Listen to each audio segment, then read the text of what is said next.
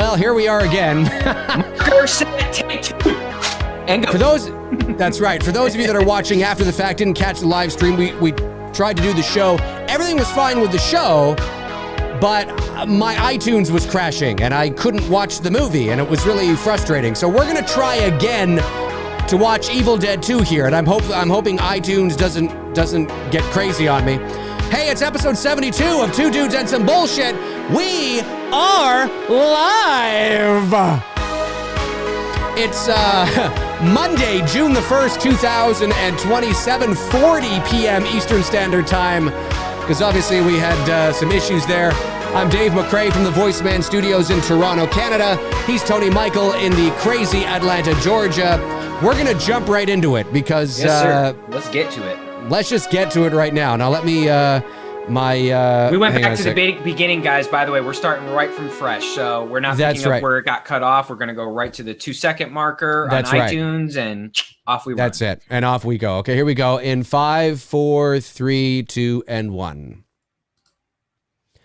So yeah, we're watching it off of iTunes. The Studio Canal logo is coming up right now. God, I haven't seen this in so long, about 15 minutes. It's been such a long time since I've seen this too. Oh, Tony didn't just change his shirt. Tony spilled his drink all over his desk and on himself. So that's why Tony had to do a quick change. Crazy. Now, come on. Yeah. Hopefully this will continue to work for me here. iTunes is up. Everything's okay. I got a computer with 32 gigs of RAM and a ginormous processor. Everything should be fine to run several programs at the same time. That's why I have this fucking computer. Anyway. Well, you know, sometimes iTunes and PCs, man, they tend to get like a married couple after 20 years, like have a fit and, you know, fight with each other, you know, and decide not to work. Gotcha. Well, hopefully we'll be okay because I restarted the computer, you know, and so hopefully we'll be okay. So far, you got the Dorothy cyclone going with all the ghosts and shit. All the ghosts and shit. Sea. Yeah. It's great stuff. Cool. Yeah, the Red Sea.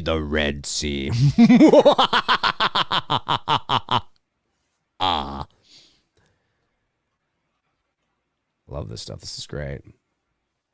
Oh yeah, the stop motion. I think it's stop motion that they did, or was this mapping? Might be a bit of both. That's stop motion for sure. Yeah, that's stop motion. But when that car crosses the bridge, that's Elm Street 2 bus dream shit right there. It is. It totally is. Looks like it belongs in Beetlejuice. It just, and I love it. I love it. Yeah.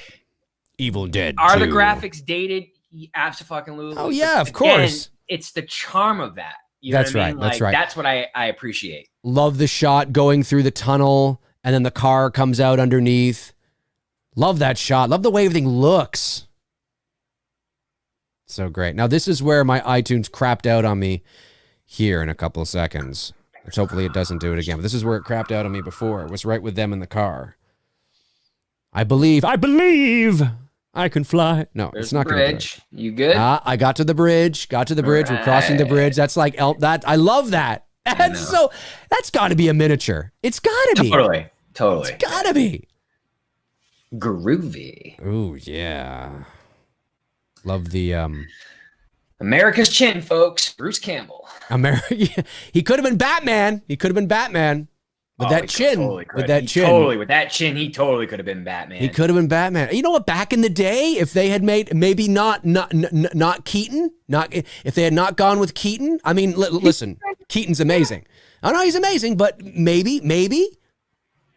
Bruce Campbell, I could see it. Instead of Tim Burton doing Batman, what if Sam Raimi in 1989 had done Batman? Do you think he would have fought for Campbell as Batman? Oh, for sure. Because Campbell, you can see him even here, man. He's got a Bruce Wayne swag to him. You know what I mean? He does. So he totally can do the Bruce Wayne, and then he's got the jawline for Batman. Yes. That would have been interesting. That would have been interesting. We're at the scene here where Campbell he's certainly taller than Keaton, that's for sure. He is taller, yeah, he's taller. Yeah. Campbell and Keaton here. Campbell and his girlfriend. That's a whole other fucking movie right there. They are in the cabin and he's singing away here. He's trying to serenade Crazy cabin. Now, yeah, like you were saying at the beginning before, yeah, you can totally look the first take. That you can totally look at what Raimi did here as a reboot of his own movie. In essence, you know what I mean? That's right. I get that argument when people have made that argument, like, I totally see it, you know? Yeah. Oh, for sure. It's almost like, yeah, like I remember talking about this with somebody who was more of an Evil Dead enthusiast than I was. Although I do like the films, but he was like balls deep into it. And he was like, you can look at Evil Dead 2. It's almost like, oh, wow, I have all this money now. I can kind of remake Evil Dead a bit. And do what I wanted to do. And do what I wanted to do. Yeah, exactly. Not that, I mean, listen, I mean, Evil Dead, or the Evil Dead, as the first one is called, from 1981 was great. I mean, I love the practical effects. It was a good movie. We should watch that one on the channel too. Oh, absolutely. I just, it's always good to kind of catch them off guard and go, wait, what? You're not starting with the first one? What? No, starting with the second one. Evil Dead 2. Dawn by Dead. And the remake is Dead by Dawn. Okay. It's not like Texas Chainsaw. It's not like Texas Chainsaw 03. That's my favorite remake or reboot, whatever. Because a remake is when you're using the same names of the characters, and the reboot is you're taking it, but you're kind of putting your own creative spin on it and a fresh look. Yeah. Like Chainsaw Massacre did. But the remake of Evil Dead is pretty. It's pretty cool. I mean, I like it anyways. I'm glitching. Uh-oh. No. You are? The chat room saying I'm glitching. He might glitch from time to time. I just realized that I didn't have my my lights on, so I was just putting my lights on. My cam is wigging out? The cam is wigging out, is it? Everything looks all right. Everything looks all right from this end. Yeah, I'm watching it now. I haven't seen anything. No, it looks okay. Anyways. It looks good here. So yeah, the remake of Evil Dead is pretty decent. It's a solid film in my opinion. Not Chainsaw, but yeah. Gotcha. I haven't seen it. I haven't seen it, but I definitely want to see it. We'll totally have to do that on here. Yeah, for sure. I love this too. Just the way I love of course, we're watching it in HD and it looks great. Although again, listen, I am all for. I love this. He's got such a great animated face. Oh, for sure. And I love her practical effects of the contact lenses and the teeth and everything. Oh, it's good shit. And, I got to say, I love that. That's the shovel. The shovel off and everything, and the head rolling. But let me say this. You have fun with this movie. It's the best way I can describe Evil Dead. Yeah, for sure. It's not one to be taken serious, and it's just a great movie to have fun with. Yeah. And, it's the kind of thing where, I'm all for HD or 4K transfers of old movies, but like I've said 1,000 times, this movie looks fantastic. I don't know if this is 4K. It's probably just HD, but it looks HD for me. It looks beautiful, right? But as I've said 1,000 times, older movies were never shot in high definition. So when you do a high definition or ultra high definition transfer, you do sort of strip some of the compositing that's done that hides the practical effects, like wires and all that kind of jazz. I love this shit. I know. It looks great. It's great. I love it. This is the kind of shit that I dream about when I'm super stoned. Okay, it's look at this. He's just flying through the air right there. Yeah, it's great. I love it. I love that. That's so great. And I love the low effect that they do with that, the lead up to getting to Bruce Campbell. Right through the house. Oh, it's great. It's fantastic. It's great stuff. But yeah, I like a lot of the transfer looks great. It's just so disappointing that they don't spend the time and the money to go back in. I love that too. To go back in and mask out the wires. Yeah. It's just so disappointing. Yeah, all these practical. Fuck, why don't bring this back? You can't tell me. Fuck, it's great shit. No, I know. I think you were just about to say what I was just thinking. You can't tell me that a modern movie going audience today would not appreciate a film like this. I know. You know what I mean? Maybe I'm wrong. Maybe they just wouldn't. Maybe just because it's our generation, this is what we grew up with. Yeah. It was a bias. I don't know. I can't believe that they wouldn't. You know what I mean? Yeah. Then again, the way, look at the way people are with, continuity and comic book movies and it's very continuity true. of horror films now. People don't view horror films the way we did back in the 80s. Dude, I could have walked in any neighborhood and said, I'm a fan of Halloween 4, and no one would have blinked twice. Now, no one would have cared. If I say I'm a fan of Halloween 4, I got to spend the next 3 fucking hours explaining to someone and talking that person off the ledge for why I'm a fan of a movie. You know what I mean? Like, fuck. It's true. 2 super chats came in. Intel Wild says Evil Dead 2 had so much comedy in it and one-liners. Yeah, it's got some good stuff. Aaron Anderson sends in a super chat. Thanks, buddy. He says, hey, guys, how would you feel about watching Platoon for an episode? Or is that too serious? I don't think it's too serious. We just have to figure out the right time, the right timing to do that. Yeah, definitely not right now. No war movies right now. Let's try to stay away from that. Yeah. That's right. Stay away from that for the moment. Yep. No, I agree. Oh, yeah. Love that. I would love to do a shoot like this, but man, finding someone who can give me a Bruce Campbell type look is so hard because he just has such a distinctive look. Now, was this cabin it was built, right? It wasn't a cabin they found in the woods. I think. Dude, my Evil Dead knowledge is not that great, to be honest with you. I don't know. It looks like because it sort of looks like an odd place for a cabin too. I just love how super massive that sun is. Of course. It's just matte paintings. It's just like massive sun. It's so good. This is got a lot of satire in it. And it's just great. And his eyes expression too at times are so great. Oh, they are. Oh yeah, he's got that. He can sell a scene just by looking. You know what I mean? He doesn't have to talk. He can just totally look and just sell the scene. Yep. Yeah, for sure.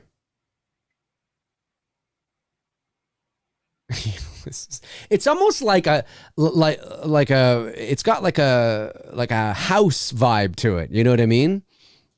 Yeah. Except maybe with a bigger budget. You know what I mean? A bigger, but and a lot more, not quite as and more hokey. I mean, like more satirical than even House. Yeah. What happened to his fucking girlfriend? Oh, that's right. She was the one that... He took a shovel to her head. Right. Sorry. It's been a while since I've seen this movie. I love it. He gets to the bridge. The bridge is all like... This is so great. He's trapped. Now, again, he remembers the events from the first movie, right? Like... I think so. Look at this. This is so great.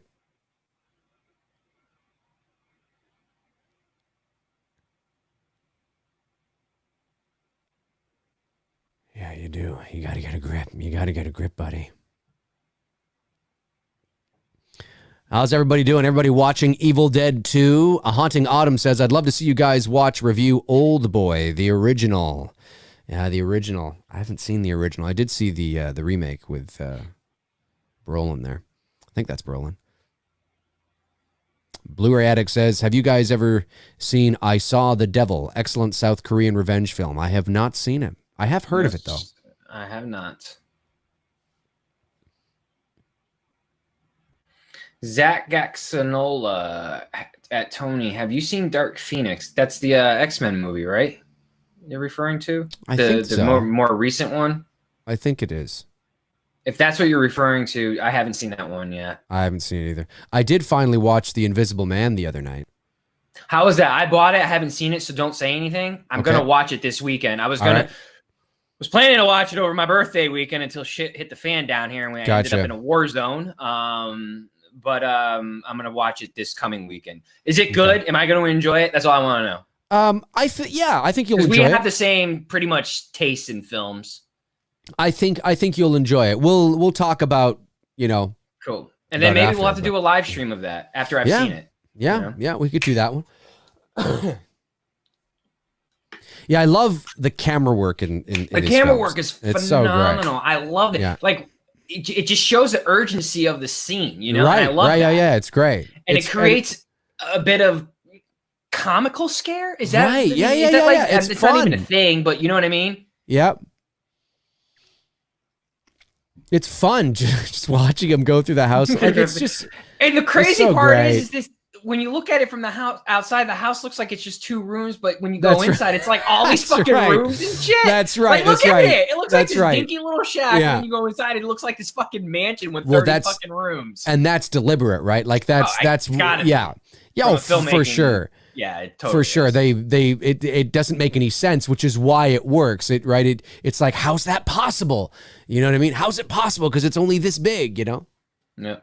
I think the other thing too I like about this film is that when him and his girlfriend arrive at the cabin, there's really not much time. You know, it really gets into it quickly. He doesn't waste time. You know, no, that's true. Setting up the story. It's like they have that little cute moment, and then bam, shit hits the fan. Yeah, it's pretty immediate. His one eye there when he lifts up the thing, it just kind of looks like Danielle Harris a bit from Halloween 4. Uncle, Boogeyman. So those of you that Nathan Oswald sent you a super chat, and he was his super chat was, how about Two Dudes episode of Liar Liar, little Jim Carrey?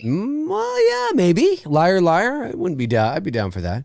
Hey, those of you that are more well versed on the Evil Dead series than we are, admittedly, it's been a number of years since I've seen this sequel, though I do remember really enjoying it. Does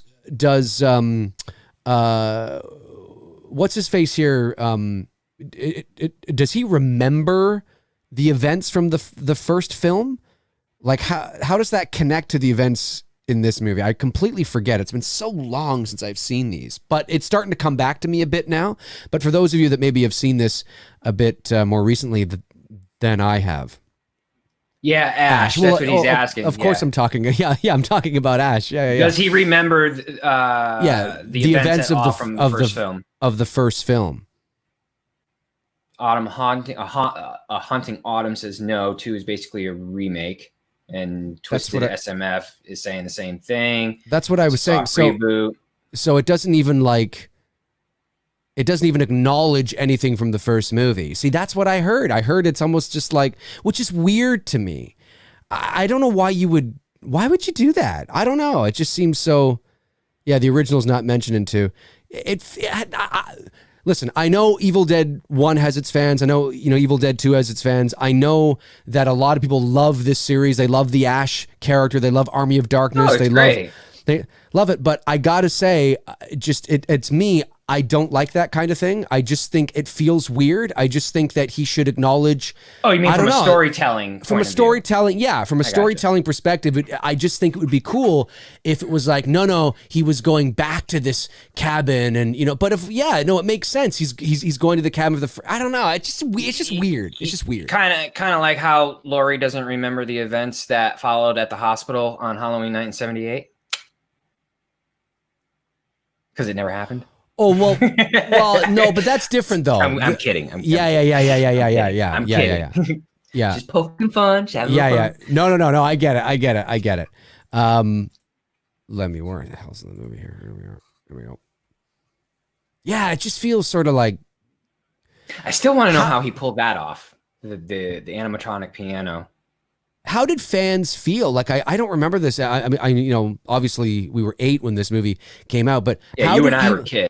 How do Evil Dead fans feel about this weird. movie being essentially like pretending like the first one didn't? Like, how do you feel about that? How do you approach that in your mind as a fan of the series? The movie's called Evil Dead 2, but yet, and then you could say, well, the Halloween's called Halloween. Yeah, I think that was dumb too. I think it was dumb to call Halloween 2018 Halloween. Yeah, it was dumb. You should call it something else. But I just think, how do you feel about that? How do you fans feel about, like, doesn't that feel weird? Don't you feel like it does a disservice to the first movie? Don't you feel like the first movie should have been acknowledged? I don't know. How do you guys feel about that? I don't know, but the stop motion animation naked woman is funny as shit. Yes, it is. Yes, it is. Doing the ballet dance and shit. Yeah, it's great. It's great. I have fun with this flick. I do. I don't know. I guess for me, as now, I don't really care so much about it because I think because this is one of those franchise. Well, for starters, I only own the first 2 plus the remake. I don't own Army of Darkness. I should get it just to complete the set. It's not that I don't like it. I just don't have it. I guess for me, I never thought of it, so much as far as like not, referencing the first film.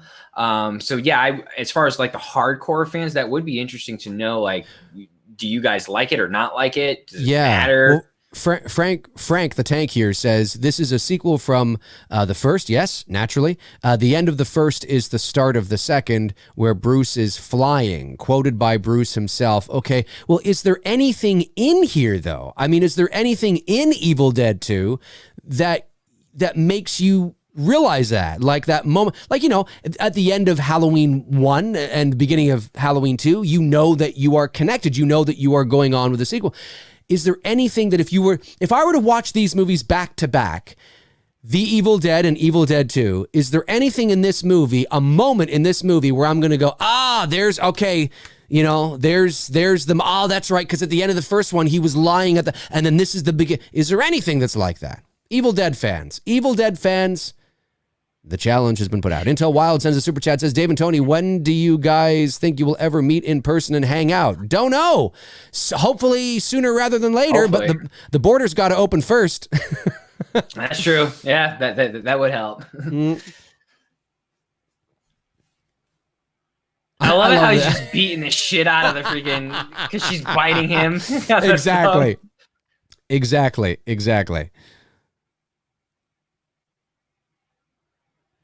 Vegas Courier says Sam Raimi also said it's a brief recap of 1 and picks up at the end. Okay. So the beginning of this movie is a recap of the first movie? I guess. And then it's picking up where it left off. I'm going to have to watch 1 again. I got to watch 1 and then I got to read up on this because it's always been very confusing to me. It almost just, yeah. Like, why would you just call this Evil Dead 2 then? Like, why don't you just call it... Why not just call it's a remake? Call it The Evil Dead. Of course, but they wanted to make a sequel because Sam Raimi's movie prior to this didn't do very well. And the first one? No. He did one in between The Evil Dead and this one. Whatever movie he did prior to this one didn't do very well, I don't think. And it was one of the reasons why he came back to do this movie. But I mean, it's great stuff. It's pinnacle mid-'80s type of horror of this nature. But it's so extreme. It's just so extreme. All right, Bruce, we're about to splatter some shit on you. Okay, That's it. It's just so extreme. Oh, my God.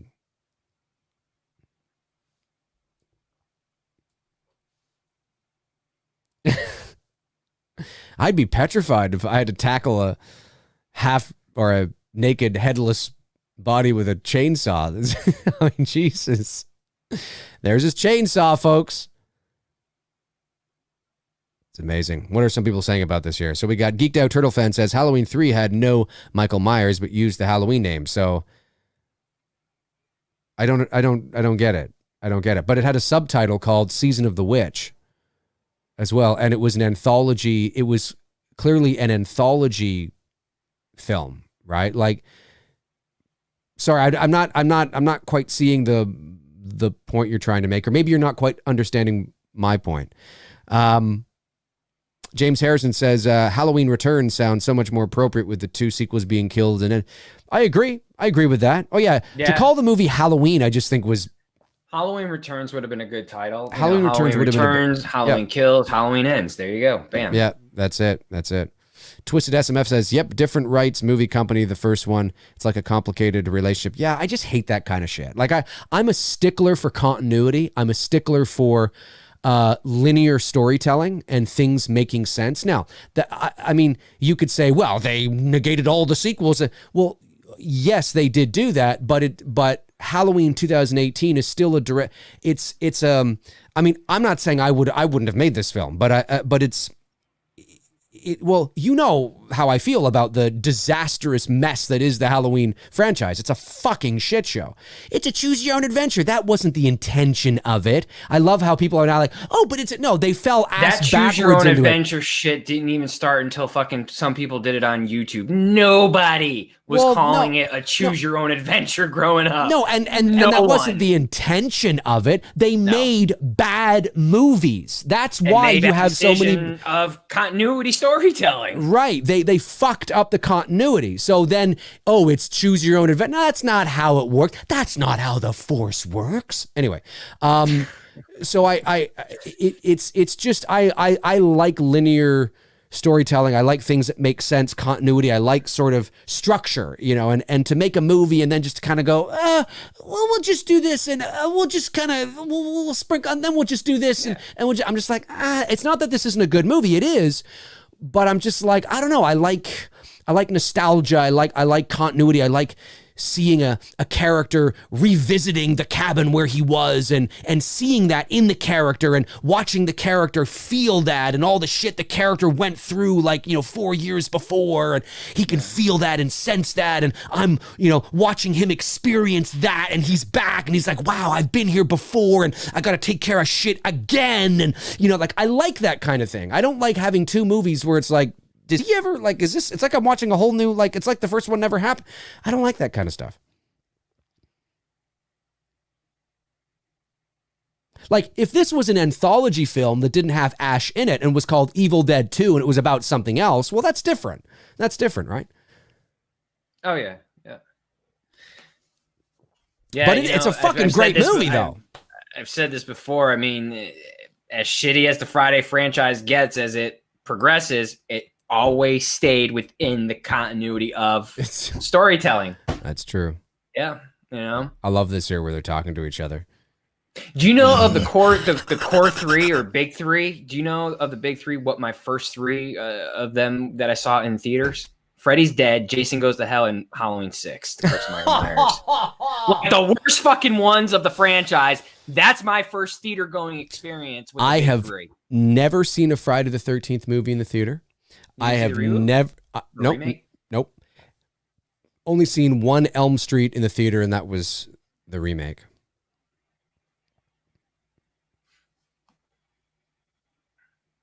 I love this movie. I do, and I love the first one too. But it's just strange. It's just strange. I like it when he goes kind of Jim Carrey here with the hand. And actually, I'm sure Jim Carrey was probably inspired by this a little bit. Yeah. I think Jim Carrey does this in a movie. Doesn't he do something like this? He does. In one of his films? He does. Yep, he does. Howard D sends a super chat, says, did you see Freddy's glove yet over the shed door? No, I didn't see that.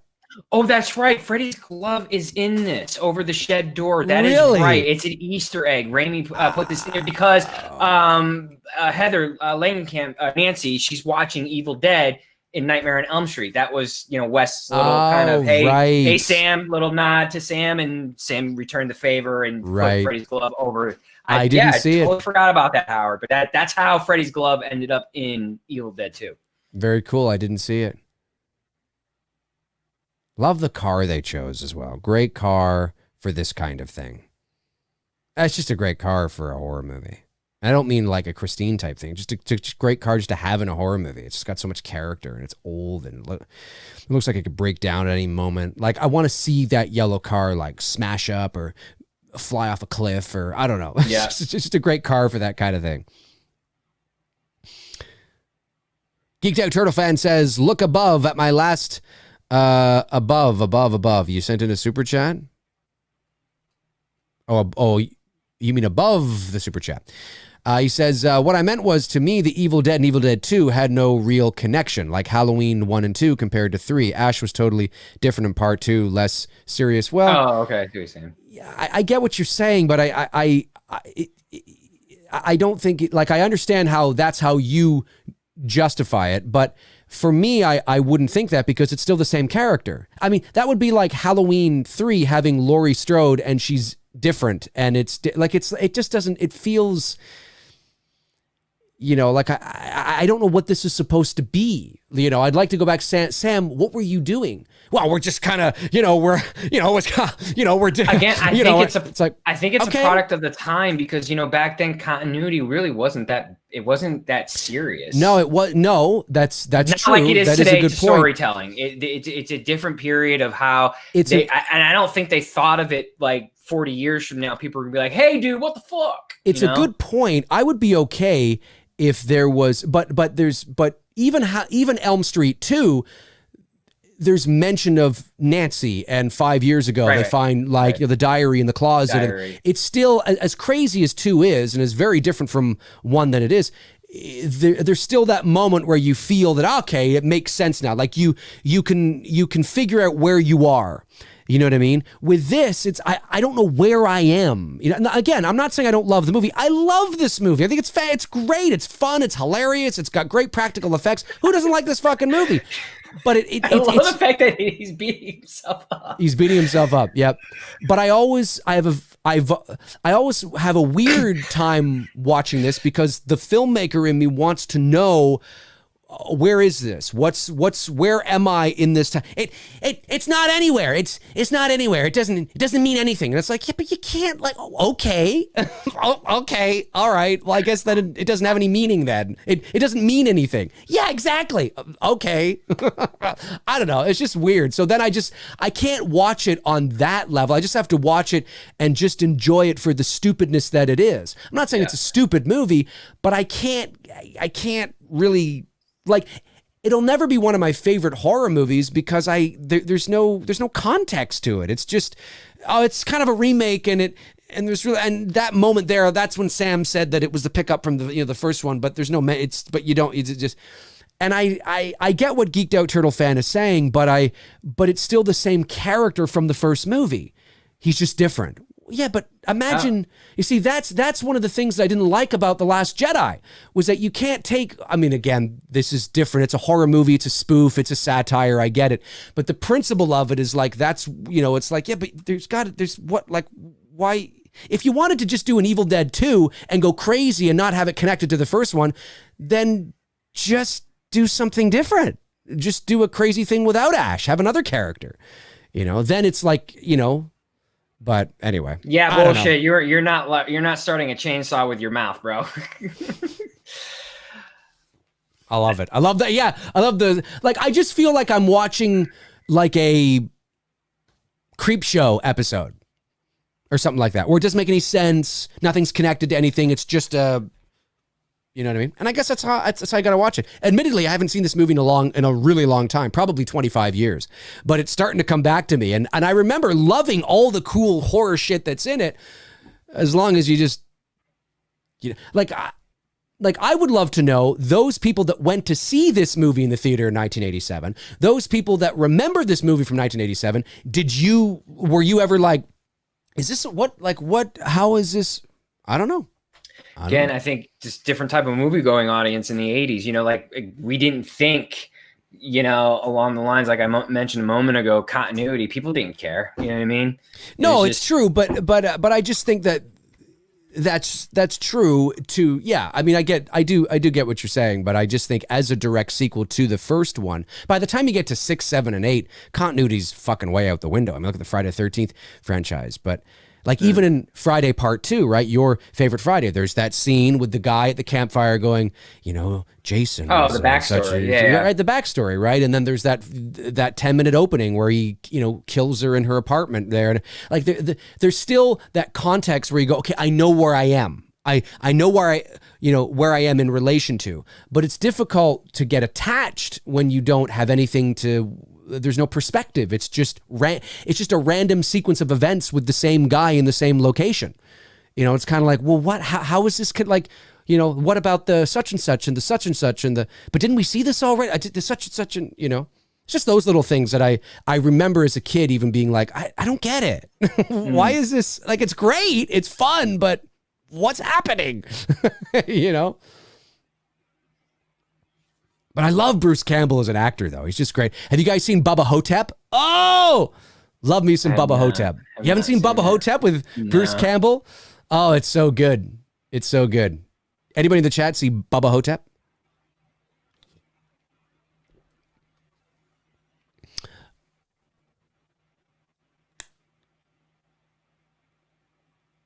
love that. I love that sound effect.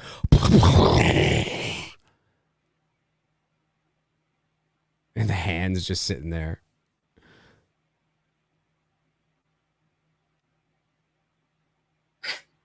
Love that stop animation. The hand giving him the finger. That's his own hand, though, isn't it? It's his own hand. Yeah. That's why I love that. You know, it's surprising that Bruce Campbell didn't go on, because he's a handsome guy, right? And it's surprising he didn't go on to have more of a. Of course, I'd have to read his story. I mean, everybody's got a story. There's different reasons why certain actors have the careers they do, but I could totally see him, more like potentially a leading man, but he always sort of stayed in that spoofy B-movie kind of. He has done some other things, that's obviously. Where he wanted. Maybe he was happy and content there. It could be that too. But I know a lot of people who work in just the B level of this, have really good careers, and they do a lot of different things. And I think that's the most important thing, like if you're able to consistently get work and do work, Daniel Harris has obviously made a, decent career for, obviously in the horror genre, but in B horror, Hatchet, and other films. Well, and it's demand. Look, I mean, I'll say that any actor is if their careers are evolving in a direction that is going to be quite, A-list, no actor's going to turn that down. But certainly it depends on the kind of guy Bruce is, and where he was at this time. And like you said, Tony, what he wanted to do, I mean, there could be a number of factors involved, but looking at him, not now, obviously he's being silly and he's being all, and it's crazy, but certainly I could have seen him in a leading man role. Tall, dark, handsome, Yeah. I love how he just goes batshit crazy right now. Like, there's no point to this movie, but there's a point to this movie. That's what I love about it. There's no point, but there's a point. Well, that's what I'm saying. It's just one crazy sequence of events after another. But as a filmmaker, dude, they probably are all tripping on acid when they made as an this audience, shit. I mean, yeah, maybe they might have been. Let's do this. This will be so dope. They might have been. I know. I don't know why we're doing it. We're just gonna fucking do it. Just fucking do it. Do it. Hey, why is it just? How about he takes a shit on the ground and then he makes like a little sandcastle out of his poo? Do it. Just fucking do it. We don't need story. We don't need dialogue. We're just gonna make these fucking crazy scenes. Bruce, I need just the bug eye, crazy face. Vanderhoff66FU says, can I get a timestamp? Yes, we are 36 minutes and 15 seconds into the movie. Andrew L. sends in a super chat and says he wanted to be a B-movie actor. I mean, he wrote a book called If Chins Could Kill, Confessions of a B-Movie Actor. Did he say in there that he wanted to be a B-movie actor? Because wanting to be a B-movie actor and ending up being a B-movie actor are very different things. And I'm not saying that he didn't. I'll have to get that book. I haven't heard of that book. But if he wanted to, if he aspired to be a B-movie actor, then all the power to him, right? And then that's that's exactly what he's done. What is a really great read is this. This is Gunnar Hansen's book, Chainsaw Confidential. Oh yes. Have you read this? No, I haven't. It's really good, dude. I highly recommend it. Just great insight. To Gunnar being a part of, arguably, a movie that changed cinema, for the time, 1973, and what it brought to the table. Yep, for sure. So definitely check it out. It's a good book. Yep. But I'll have to check out that Bruce Campbell book. Mm-hmm. Mm-hmm. I like books.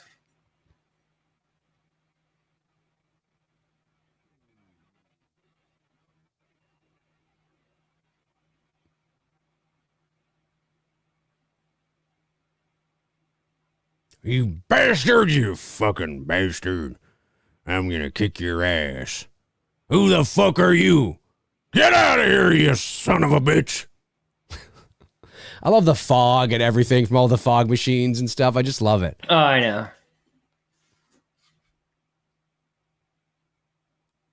Where are your parents? You come into a oh my God, where are my parents? You would have lost it. That's right. What do you think of that, bitch?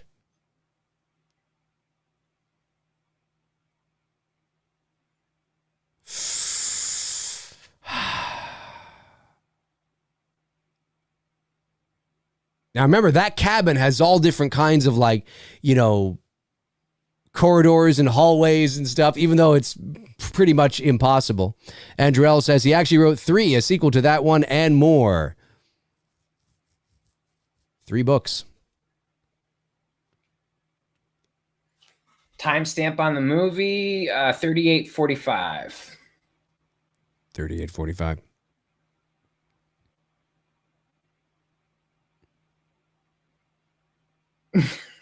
Just the sound effect going down the steps. That's what I was going to say. It's like watching Looney Tunes cartoons. Either where it's Stooges. But it's like when you watch Bugs Bunny, right? And he's taking on, Yosemite Sam. There's no continuity into, like, it's not like they ever acknowledge the other adventure they had. Yeah, true. Exactly. Like, it's all just kind of, and it's just as, that's how I have to watch these films, because I can't watch it getting attached to any story, because there is no story. I mean, there's a story within what's going on, but it's like, that's kind of how I have to watch. It's just balls to the wall, nonsense, fun, hilarious. And I like the movie. Again, I don't want people to think I don't like the movies. I do. But for me, I got to kind of get into a right mind frame. Okay, don't worry about continuity. Don't worry about whatever happened before, because they're not worrying about it, so I can't. And I just have to pretend like I'm watching like a Looney Tunes cartoon with crazy fucking shit going on and people's faces being, torn off and heads chopping off and arms chopping off and chainsaws, floating. Okay, it's like a cartoon, and there's, and in that sense, it's great. It's great. Blu-ray Addict, I think Last House on the Left was more controversial. Last House on the Left is like in my top 10 favorite horror movies of all time. The original Wes Craven Last House. I love that movie. Yeah, more controversial as opposed to what? Or than what? I don't know. I just really love that movie. Yeah, no. I don't know what. I don't know the second part. Maybe there'll be a second part coming. Oh, okay. Love these effects. We got to do original Last House night. That'd be fun to do. Yes. I love that movie. Yeah, that's intense. That's the kind of disturbing movie that I fucking love. Yeah, it's intense.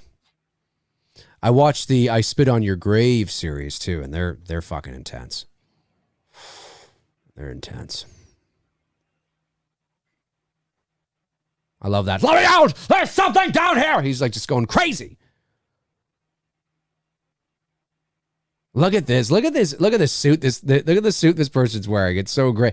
Yeah, it's like, okay, we've got all this money now. Let's just take this to the next level.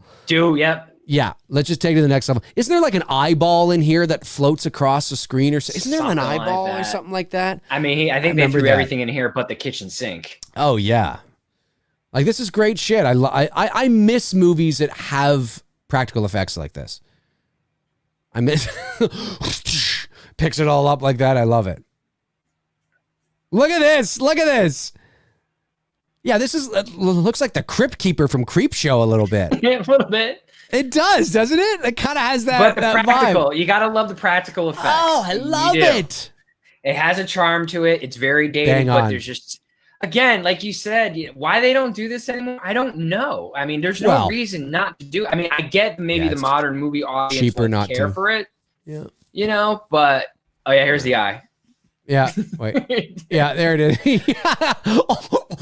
Right into her mouth too. I love it. You just see the eye going, ah! I love it. I love it. That's great.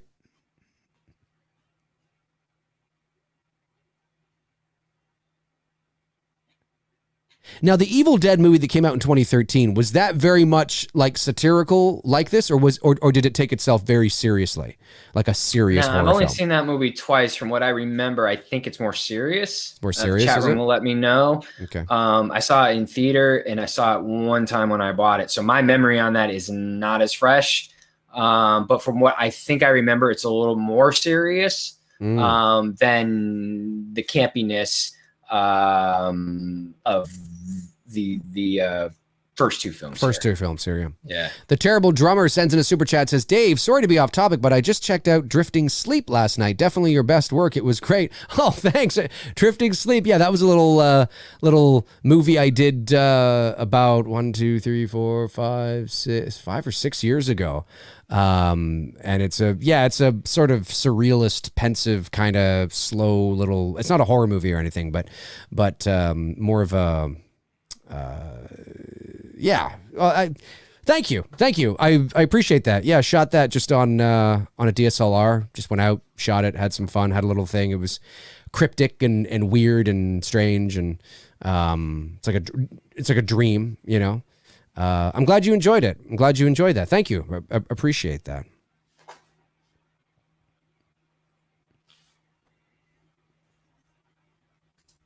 Is that her mom? I don't know. But not really her mom. Yeah, maybe it's... Look at this blonde guy. Fucking get out of here, you piece of shit. Piece of shit.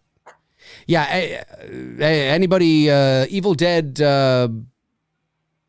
from 2013, is that a serious film? Yeah, they're saying it's serious. It's like serious. I said, I only saw it twice, but from what I remember, it had more of a serious tone than these movies. Okay. All right. Girl in it's hot, though. Who's the lead? I haven't seen the movie, but I'll take your word for it. What is her name? I'm drawing a blank now. The character's name here, you mean? No, the Jane Levy. Jane Levy. Oh, Jane Levy. Yeah. Oh. I think that's who I'm thinking of. Yeah. I love that. The guy, the blonde, he comes up, he's like, I love it. Yeah, that's who I was thinking of because I just pulled up my movie here. Right. Yeah. She's got a little sex appeal to her. I love the practical effect on this dude. But look closely and you can see the wire. The wire. It's fine. You know, I mean. You can see the wire. Look. Yeah, because they've stripped it. Look at the wire behind him. I hate that shit. I don't understand why. Of course, in a movie like this, I guess you could pass it off as just part of the whole fucking, you know, hey, look, you can see the wire. Oh, yeah. And, you know, but it's just, I hate that stuff. It's so disappointing that they don't take it out again. Hate that stuff. Not just in this movie, in every movie that it happens in, like The Exorcist and stuff. Warren Armour, Natural Born Killers was also shocking as well. The Scarecrow from 1978 was extremely scary. No blood, but rated R. Natural Born Killers. I don't think we can do that one anytime soon.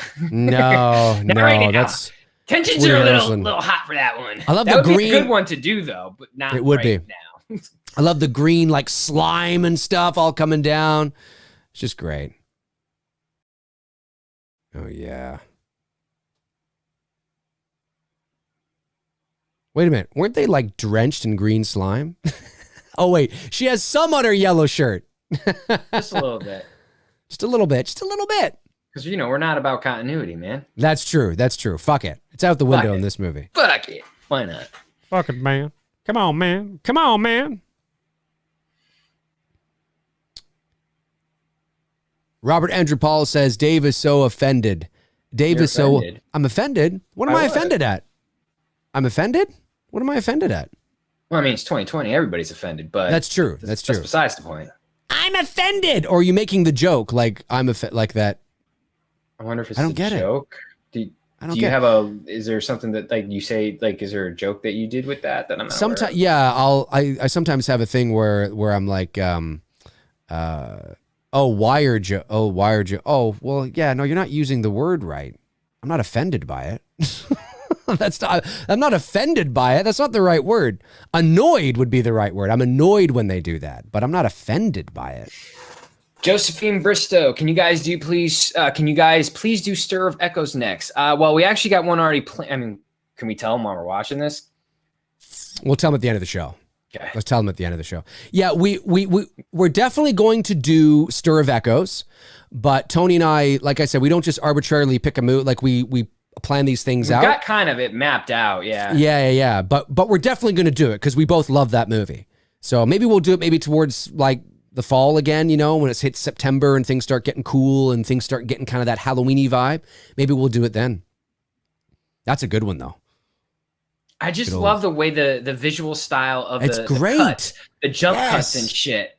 It's fantastic. This is where this is where if you cut the movie like the way Raimi just did that transition there of all the sounds and stuff. Yeah. That's very modern to like the YouTube type audience of the quick jump cuts. It's just it's just a different stylistic approach. And I like that. And I think it would work for today's audience, you know? And like you said earlier, I wish they would go back to this style of filmmaking. Why they don't, I don't know. I agree. I mean, I'd love to see it again. I would. I mean, there's a cost in there too. Which is why I get don't, that. and, I get it. And it's easier to build it on a computer than it is to get materials and all this stuff. But man, nothing beats a practical effects art department. And you just look at all the models that are being built, even on the new Star Wars films. I mean, say what you want about them, but when you look at what Abrams and Johnson were doing with a lot of their practical effects in terms of the characters and the creatures and things like that, it's just beautiful. It's just I take nothing away with what those two guys did from the practical visual look, but from a storytelling point of view, that's a whole nother conversation. Well, again, that's that second chapter just fucked everything up.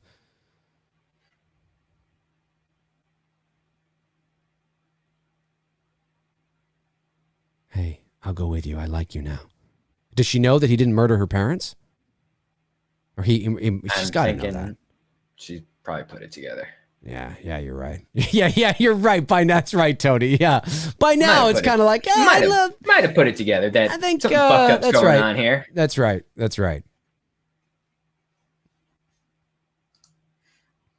Todd Fayer sends in a very generous super chat. Thank you so much, Todd, and says, hey, Dave and Tony, are you guys ever going to review the Human Centipede movies?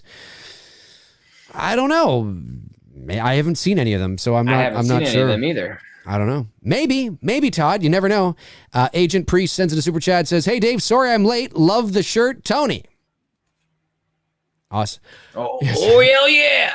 Yeah. I can't do Austin. If anybody wants me to give him a hell, he wants to kick his ass, give me a hell yeah.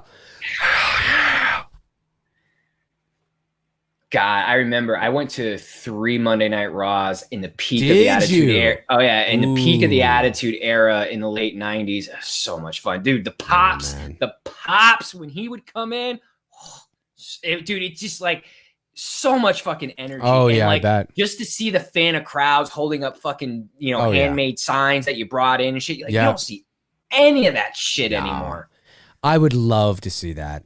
I went to a WWF back in the day, but it was the early 90s, and it was just one of their kind of like side ones. It didn't have a lot of the big stars and things like that. And as a kid, but I never went during the Attitude Era. Yeah, me and my brother did 3 Raws. We did Royal Rumble and the Survivor Series and a WrestleMania. We did the WrestleMania in Miami.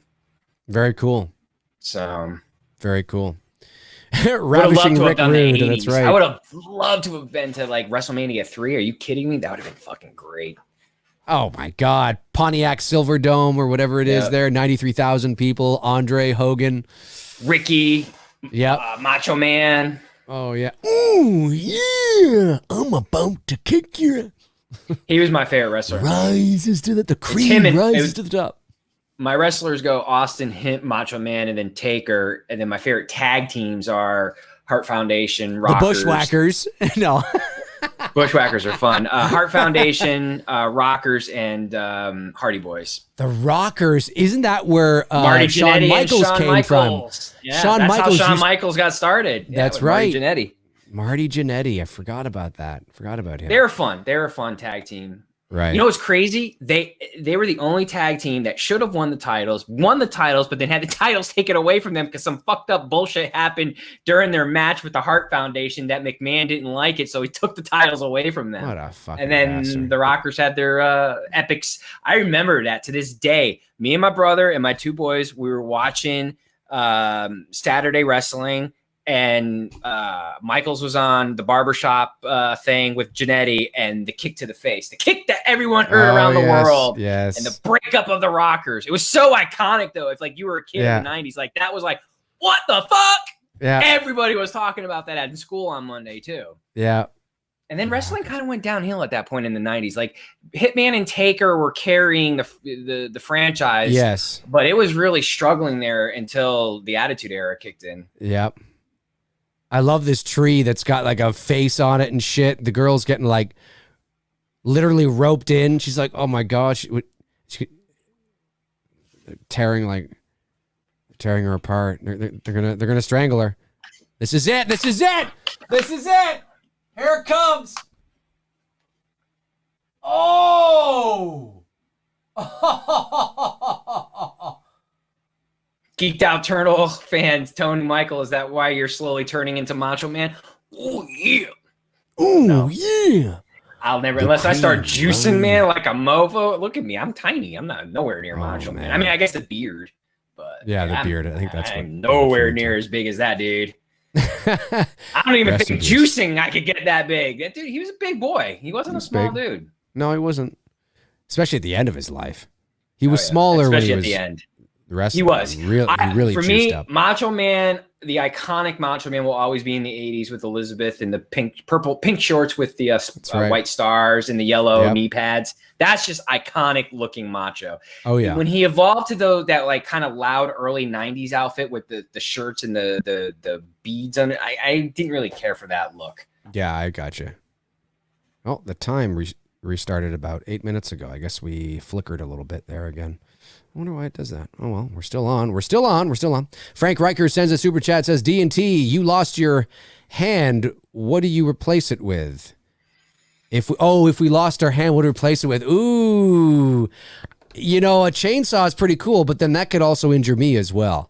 I would say I replace it with like what Skeletor from He-Man was able to do. Just like laser beams, like shoot like fucking laser beams out of your stump or whatever. That'd be cool.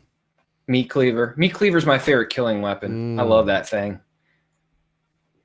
We are timestamp here. We are 55 minutes and 10 seconds into the movie. About half an hour left, and we're going over the. Yeah, I love how they make it look so old and crinkled and. A long time ago. From a long, long time ago.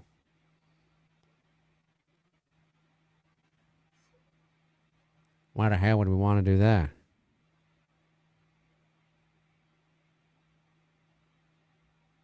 Does he end up with this chick?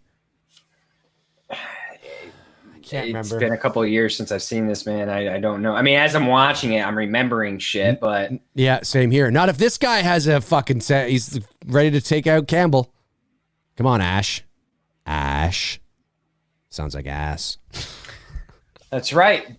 Bent, Kent, Savage, and Campbell are both in Spider-Man. That's right. I forget.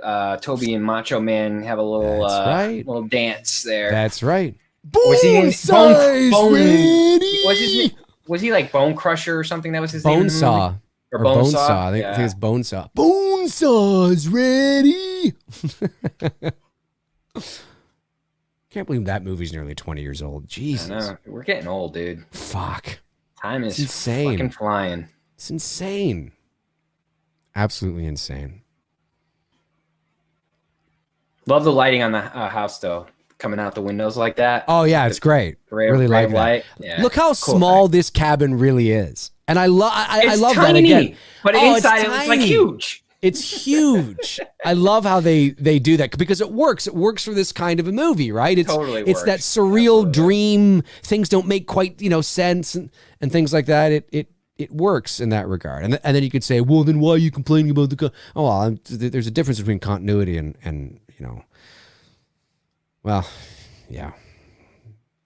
It's a cool idea, but you can still have it connected to the first movie. Sure. It is connected to the first movie. Well, I know it is, but it's... But Dave!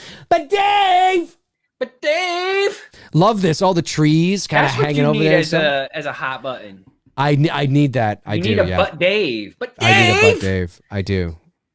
I keep meaning to actually put one on there, and I forget. I have to do that. Colin Murdy says, Easter egg alert, in the original Evil Dead, a scene down in the cellar, there is a Hills Have Eyes poster torn in half. Craven and Raimi had a thing back and forth over the years. I knew they had a thing, a romantic thing. No. They they had a. You're right. They did. I forgot about that though. Again, it's been a while since I've seen The Evil Dead. That was the name of the first movie, by the way, was The Evil Dead. Not Evil Dead. It was The Evil Dead was the name of the first movie. Nathan Oswald. But Dave! Robert Andrew Paul. But Dave! But Dave! Love this. Here it comes. And I love it's just used through camera, right? You know, like the... Yeah. It's great stuff. I think that was done in the first one, too, if I'm not mistaken. Here it comes. I love the visual. There it is. The creative idea to do this was just brilliant. Love how his teeth are missing and fucking shit. This is it.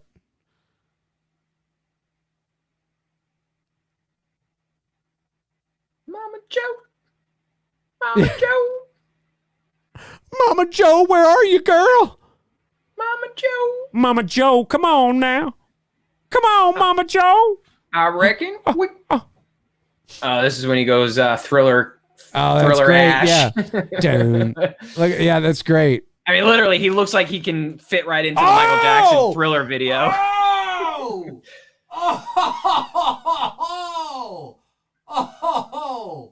His head got crushed by a tree. I remember seeing this look of Ash as a kid in like magazines and shit.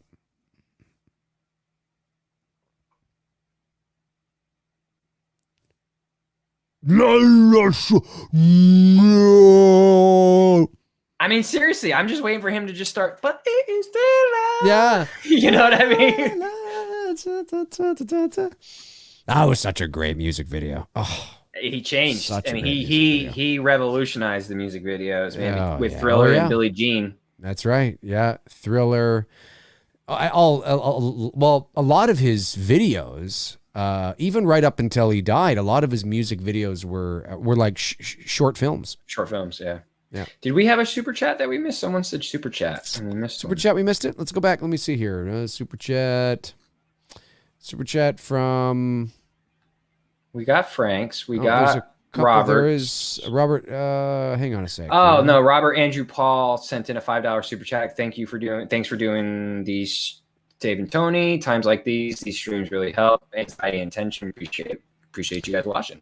Yeah, well, thank you so much, Robert. I really appreciate you supporting the channel like that, and it's good to know that these things really help you guys. It's not why we do it, but it's a nice byproduct, and it's always nice to hear that. You know what I mean? Definitely is a good break in the day from all the bullshit, especially 100%. When the bullshit's in your backyard. Oh, God, literally. Yeah, exactly. Yeah! Oh! Who cares? He's expendable. I wouldn't lose sleep over accidentally killing him. Would anybody? Would anybody lose sleep over accidentally killing him? I love that. The light is there shining up. The low lighting. Oh yeah, it's so great. Like a lot of this stuff, besides the practical effects, like obviously, you couldn't just, not anybody can just go and make these prosthetics and all these effects and things like that. But in terms of the mood and the lighting and the atmosphere, it's pretty standard stuff. It's really simple, straightforward, basic stuff. very simple, not hard. That's a simple up and down light on her that you've got. That's it. Focused, it's a focused light. Yeah. Create a lot that's vignette around her. Yeah, a lot of this is basic stuff. It goes to show you that you can create good mood and good atmosphere with. If you don't overcomplicate things, which is sometimes I tend to do that.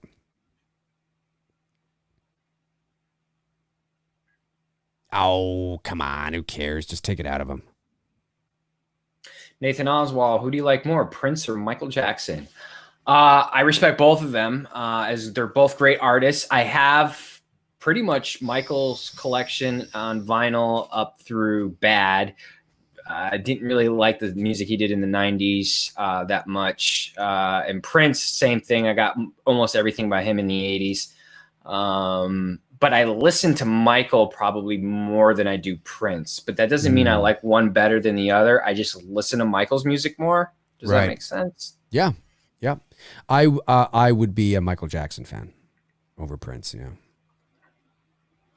There's more music by him that I like than Prince. Yeah, like most of Prince's music is like the like Raspberry Beret, Purple Rain shit. You know what I mean? It's again.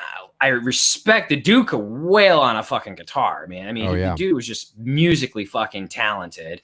And all of like 5'1" or whatever he was. And he wrote music for so many people. Like he wrote the song the Bangles did, Manic Monday.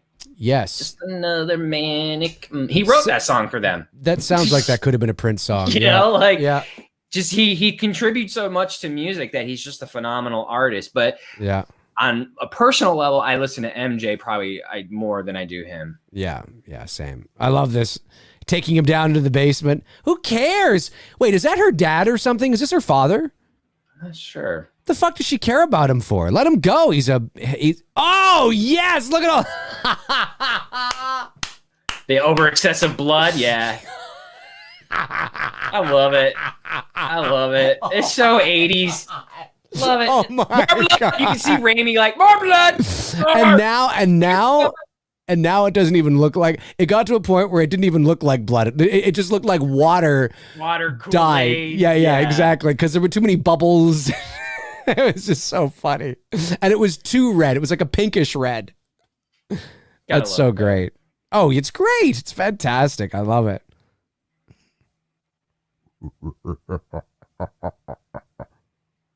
Where'd all the blood go? Oh, no, wait. She's across the room. I forgot. In the mansion of the two-room cabin. That's right. That's it. In the mansion. In the mansion in this 300 square foot cabin.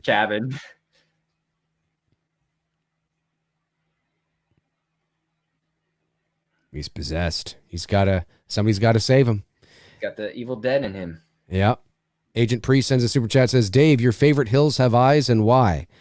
My favorite Hills Have Eyes? Oh, I only like the original, that Craven. Yeah, probably the original. I haven't, I did see the remake. I haven't seen the remake. Can't really remember. I forgot there's a remake. There is. I forgot. From what I remember, I don't think it's too bad, actually. Maybe I did see the remake. I think it was from like 2006 or something. Wasn't it around the time when Chainsaw came out? The Jessica Biel Chainsaw? Was it something like that? Let me ask Google. Hey, Google, what year did The Hills Have Eyes remake come out? The Hills Have Eyes was released on March 10th, 2006 in the United Kingdom. 2006. Yeah. So it's around the same time. Yep. Yeah. I think I did see that. I think I might have seen that in theaters. Was like, man, I didn't hate it. I prefer the original. Yeah. Yep. Super chat from Ragdoll says, want to send a shout out for this horror community you created, Dave, especially with a Halloween bias. I love geeking out with y'all. Nobody understands. Well, thank you so much, Ragdoll, for sending in that super chat, man. We really appreciate you supporting the channel like that. And we're glad that you're having a good time, man. We're glad that you're having a good time. Everybody's welcome. Everybody's welcome. And as long as everybody behaves and, doesn't become a Devontae Hunley, and everything's okay. For those of you that may not know, she's a serial troll that pops in every now and then.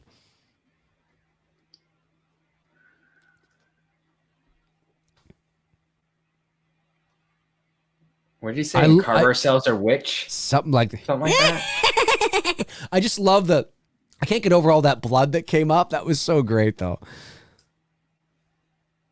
Oh, is this when we get classic Ash with the chainsaw in the hand? I think so. Yep. I think this might be it. Here we go. There it is. Classic Ash. God, if I could just find someone that looks like Bruce Campbell, man, that would just make my fucking day to do a photo shoot. You could put out a bit of a casting call for it. I could. Bruce Campbell lookalike. Hit me up. Could do that. It wouldn't be hard to find somebody who looked like Groovy? him. I think so, yeah. I think it is. Yeah. Groovy. Yes. Yeah. He's got a bit of a Jim Carrey vibe in his eyes and I'm sure Jim Carrey totally ripped from this. He had to have. Yeah, maybe, yeah. Because Jim came a lot longer later on, way after this. And that scene where Campbell's kicking his ass in the kitchen, I'm just thinking of Carrie and Liar Liar. I'm kicking my ass. Yeah, yeah, it's funny. Or my own ass, or whatever the line is. I'm kicking my own ass. The whole expression he's doing, Ash. I mean, you look at his eyes, and Carrie's totally doing what Campbell did in this movie. Yeah.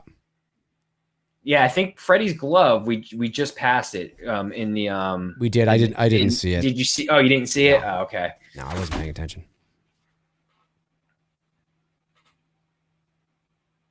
It's funny stuff. He's going into the basement. That would be heavy on you, though, if you think about it. Like, if you had a chainsaw, think of how heavy that would be. Oh, I know, man, because my boy has got to carry that shit on a photo shoot sometimes, and I'm using the smaller one, and it's still heavy. Because it's not like Ash has it up his arm where there's more it's leverage. Right here on it's hand. Right on the wrist. Yeah, it's like that would be weighing yourself down. Well, he's possessed. That's true. So it's true. He's channeling the strength from the good gods here that are the good demons, the good spirits that are helping him. Blu-ray Addict. What is your guys' favorite Jim Carrey film? Mine might actually surprise you. I'm torn between Man on the Moon and Truman Show. I really love those two films. I love his portrayal as Andy Kaufman in Man on the Moon. I fucking love that shit. But Truman Show is a really good movie too. You know what I mean? Yeah, it is. It's a great movie. It's tough. I mean, I know people tend to go to the Ace Ventura's Mask, Liar Liar, Dumb and Dumber, but I do like him in Man on the Moon and Truman Show. Yeah. Yeah. What about you?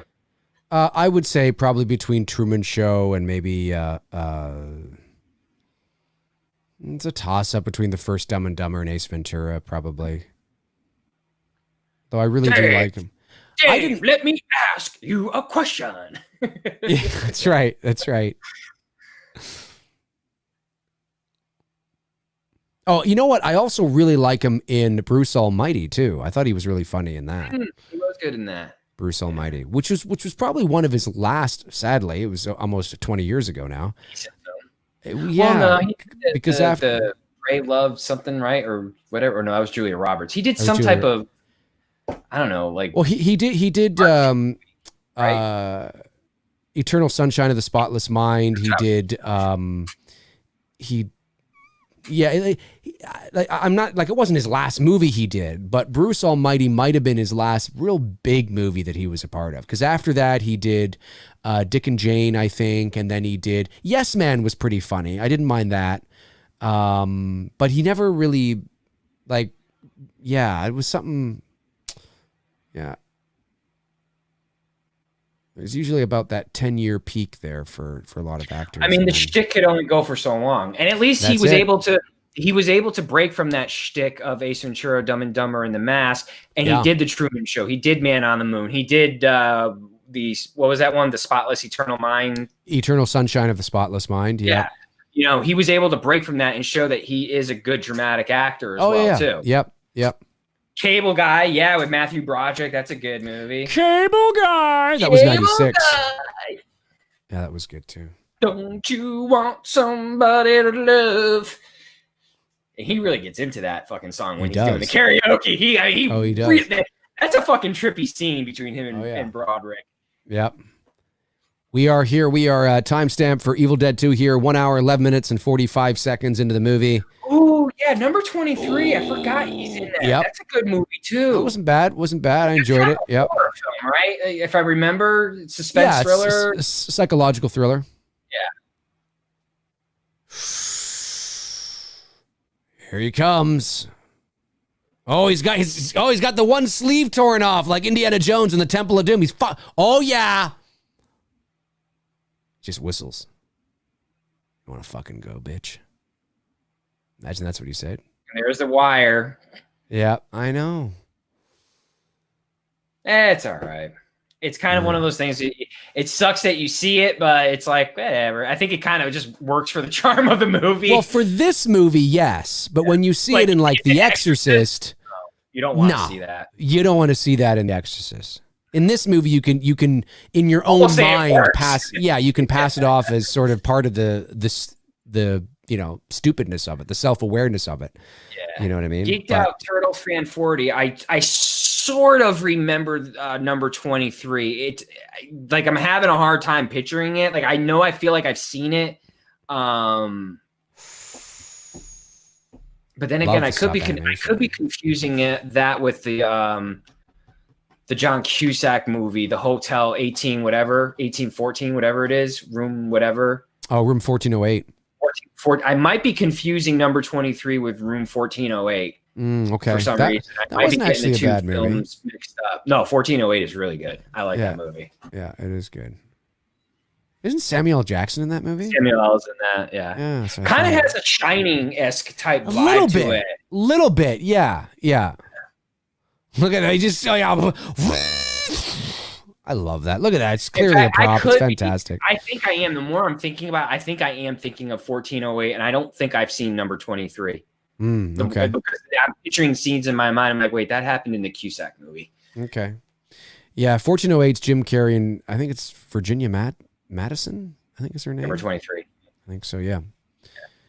I love that. Ooh, he knows how to turn that sawed-off shotgun. It just sticks to his back. I love that. Yeah. I'm Ash, bitch. Look at that. He's all... he got the girl, though. I think he's going to get the girl here. And really, at the end of the day, that's why we men go through shit like this, is just for the girl, really. Get the damsel at the end. That's it. We don't care about humanity. We don't care about society. We don't care about, We just care about tapping that ass. We don't care about saving children. Listen, do you think Indiana Jones saved those children in the Temple of Doom because they were children? No, he wanted to just bang the girl. He wanted to look impressive to her. Can you imagine if it was that? It was that. I mean, a whole different movie there.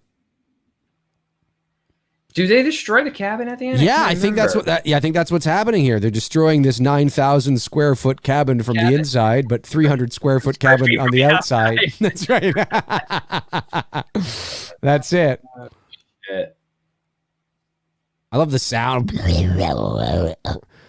It's so over the top. It's great. It's great.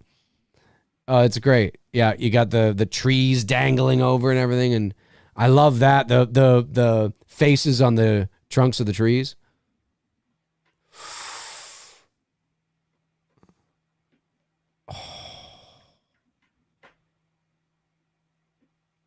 Oh,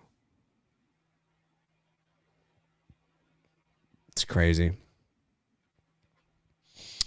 Ronaldo Lopez says he was a killer, but he lost his memory and he was obsessed with a book and he was trying to figure out who it was from and found out himself.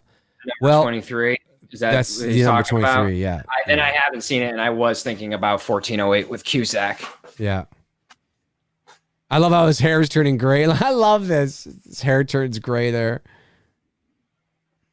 He's so scared. I wonder if Raimi did that on purpose because Nancy hair had a gray strip. Maybe. It's a pretty common, It's true. It happens in Poltergeist too, right? Yeah. Yeah. It's a common sort of, I don't want to say urban legend, but a common thing with I was so scared my hair turned gray. You know what I mean? It's a common sort of thing. So maybe though. That tree trunk, speaking of Poltergeist, kind of feels like that a bit, right? Sure. The hand grabs Ash and now is pulling him out. I mean, obviously it's more hokey than Poltergeist naturally, but it's still got that kind of look at this stuff. Look at that. I don't even know what that is. Great. Yeah, no. I don't know what it is. That's fantastic. I don't even know what it is, but it's fantastic. Just that head and the red eyes and everything was just great. Look at that. And then the portal that's like opening up outside. It's like that. I love that. And the car is slowly moving back towards it. Love that stuff, man. Love that stuff.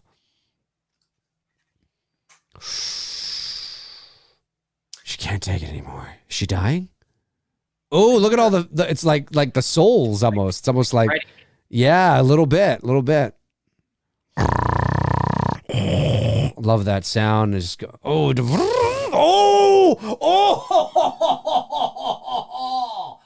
right in the eye. Love the car. Look at that. Look at that. That's so like, love that effect. Reference. Oh, I love that effect. And I love how everything just, and just like shuts off as soon as the door shuts. And no music, no sound design. Well, I guess a little bit of sound design underneath. But look at that. You can totally tell it's probably blue screen is what it is.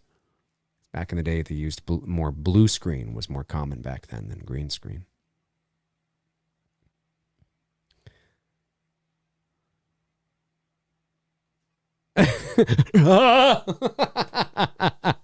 Try to hold on to the window and stuff. Yes, take him, take him. Take him. There he goes. Oh, no. You don't. There he goes. He's going off into the abyss, into the spiral black hole of death and the unknown. I love the way this looks. This looks so great.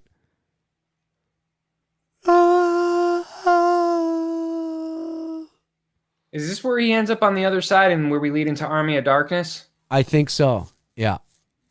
But again, I haven't seen this movie in so many years.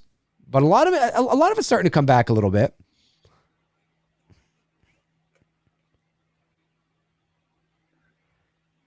It feels like he's at the location of Army of Darkness. Yes, yes. Yeah. From what I sort of remember of that movie. Yeah, I think he is, because I think it ends with everybody sort of... Yeah. Doesn't it end with everybody surrounding him or something? Yeah, that's right. So he's gone to like a different time. He's gone like back like 700 or 800 years. Or maybe even further than that. Further than that, almost. Yeah, when is medieval? Was that like maybe the year 500, 400, something like that maybe? I don't know. Maybe it's before that. Look at this. You know what movie we should do, which I thought was kind of fun some night, is The Golden Child with Eddie Murphy. I thought that was a fun movie. That was a fun movie. It was a fun movie. Very much had animation like this in that movie too. Oh yeah. Look at that, blown the head right off. Groovy. He doesn't say it, I just said it because it's groovy. They're all like, who is this guy? What is that weapon? Guy with this magical power. That's it. What is this weapon? What did you do? He's a god. He's a god. Yes. Yeah. That's right. That's right. I thought it ended with all of them surrounding him. That's right.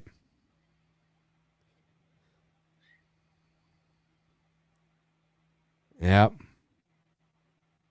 And there you have it. And there you have it, folks. Evil Dead 2, directed by Sam Raimi, starring Bruce Campbell from 1987. Good fun 80s movie. Absolutely. Absolutely. A lot of fun with it. A great fun 80s movie. Hope you guys enjoyed that as much as we did, of course. And definitely Tony and I on the channel will do the Evil Dead, the first one at some point as well. We'll probably do Army of Darkness eventually, and the remake too.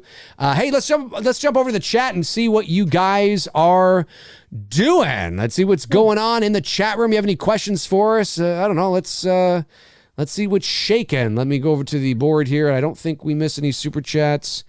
We did not. We did not. Not according to the list there anyway. See what's going on. Edwin A. Sordo says, hey, Dave and Tony, is there a limit on a movie's runtime on each of these shows? No, I wouldn't say there's this. Tony and I generally, we wouldn't do we wouldn't get into the habit of doing 3-hour movies. No. You know what I mean? That would be like a special occasion. because you got to factor it in. We talk a bit, we talk for about 5-10 minutes before the movie. We have the Q&A after the movie. I mean, that could be like a 4.5 hour show. And that's a long show. It's easy for you guys to sit there and listen, but get up, go to the bathroom and all do all that stuff. We can't. That's right. That's right. We can't, and the amount of energy, like there are, and I'm sure Tony will agree, the amount of energy it takes to do, and I love and it's not that I don't like doing my solo shows, I do, but one of the things I really love about doing the show with Tony, among many things, one of them is to have somebody to play off of, and to have Tony sort of is able to kind of help with the load dialogue. Of the energy. That's right. Like the amount of energy it takes to host a show and to be, up here all the time. Hey folks, what's going on? Let's go over to so-and-so. It takes and there are many times that when the show is done, it's like, all right, we'll talk to you soon later and cheers. And it's like, and you kind of come down. It's like, man.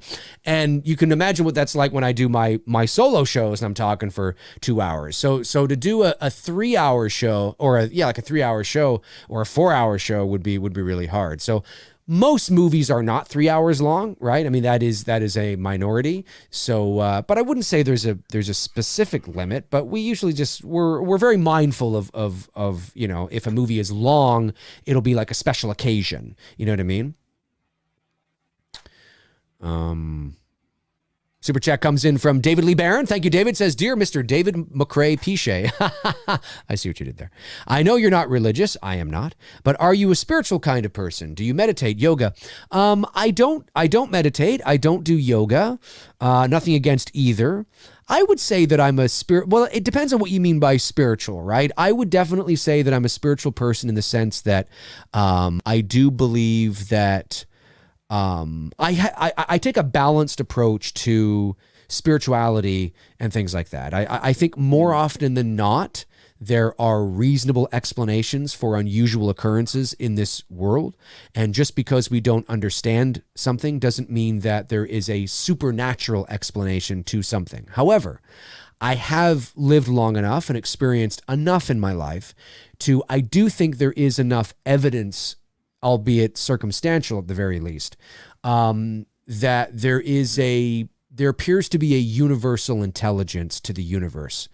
And, whether the universe itself has a consciousness or, I don't know. There's some very weird things that happen. There are some interesting things that happen in the world and in space and the universe and, that make you go, that's kind of, or things in your life, coincidences that happen and stuff that make you go, interesting. But I've never been a religious person. I've never, but I didn't grow up that way either. So a spiritual person, yeah, I'd say so to a certain extent. Yeah. I think there's a romanticness about that. I think, having a healthy bit of spiritualism in the sense of, believing in yourself and believing that things happen for a reason or, that kind of thing. I think that's healthy. I think that's good. But I think where it becomes problematic is when you start like the radical sort of, religiousness and all that kind of, radical spirituality and that kind of stuff. But yeah, I'd say so. But no, I don't meditate or do yoga though. What about you, Tony? No, I don't meditate or do yoga. I mean, obviously I grew up in a Christian household, so I do believe in God. I'm not the best practicing Christian, so I won't preach. I'll leave it at that. But it's funny about the universe stuff is like, sometimes I wish when we're going through stuff like this right now, especially in the country, is that if people actually just stopped for a moment and looked up and see this massive, landscape that's out there, and all we are in reality is just a fucking speck. Nothing.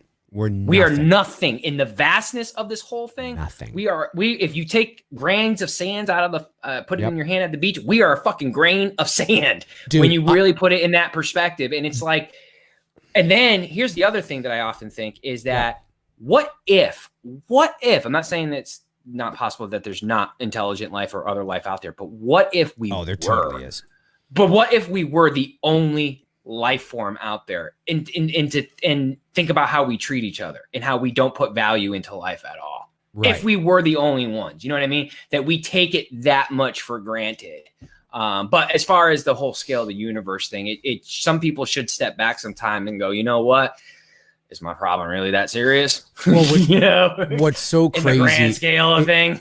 No, you're totally right. Look, it wasn't that long ago, a couple years ago, I was at the top of the CN Tower. And for those of you that may not know, the CN Tower is in Toronto.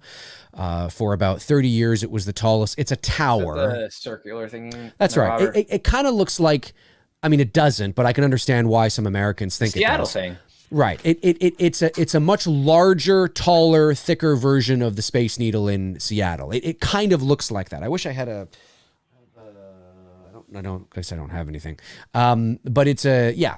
Anyway, the CN Tower for about 30 years was the tallest, for all intents and purposes, the tallest building in the world until the Burj Khalifa in Dubai overtook it. Now, since then, there's been several towers that have become taller than the CN Tower. You know how like they'll put, well, we'll put 30 more feet on top of our tower, and then all of a sudden, okay, now you're taller, right? So the CN Tower, I think, is maybe 5th now in the world or something. It's still the tallest tower in the Western. It's still the tallest structure in the Western Hemisphere. But anyway, so it's tall. It's fucking huge. And the main observation deck is the big circle. And then another 30 stories above that, there's a smaller observation deck. And that smaller one up there, you're 147 stories above the ground. And I remember being up there. Pretty tall. And I was up there at not the first big pod, but the second one.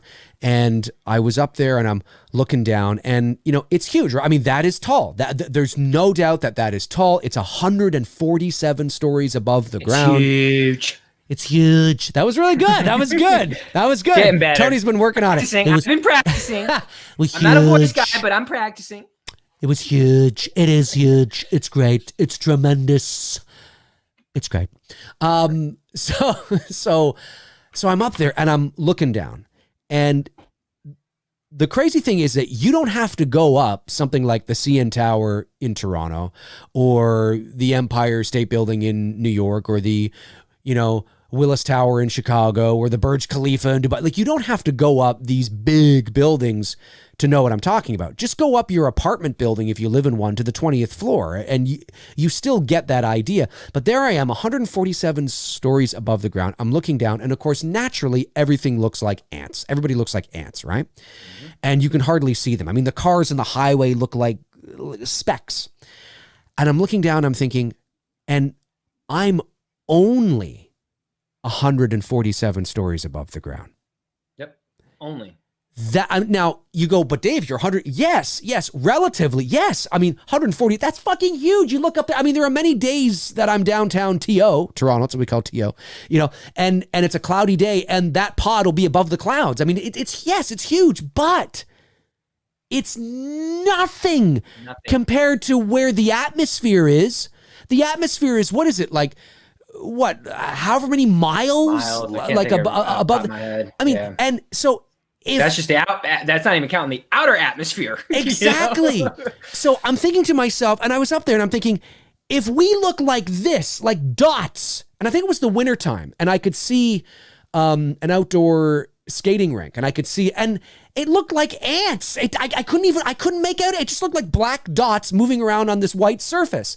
Yep. And I'm looking at this and I'm thinking to myself, if it looks like that, like if we're, and I'm only 147 stories above the ground. Holy shit. Yeah. What the heck? We are so inconsequential. We are literally ants on an anthill. We are nothing in the vastness of space and the universe. We are literally nothing. And to Tony's point, I mean, and it's not that the problems we face and things are not real, but sometimes there is that perspective where you're like, holy fuck, like, and there's a saying, of course, from space, there are no borders. There are no borders. It's not like when you look at, you get, no walls, there's no borders, there's no walls, black, there's no white, there's nothing. It's just green and blue and white, you know what I mean? And white because of the clouds, obviously. But I get what Tony was saying, right? You know, it's the thing where you look at it and it's not like, you know, looking at a globe where you can see, oh, well, the pink is Canada and the, you know, then and the red is the US. No, it's just all green, right? You know, and we're nothing. Like we're literally nothing. I can't, like, I think about this sometimes. I go up in a plane and I'm like, holy shit, I'm only 28,000 feet in the air. To get to the space station is another like 50 miles to it's like, oh my God, we're literally nothing. It's crazy. It's crazy. It's insane.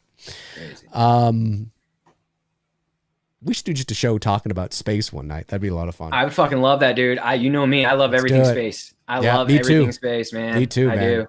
Someone asked me the other day on Instagram if I could photograph one thing in space, what would it be?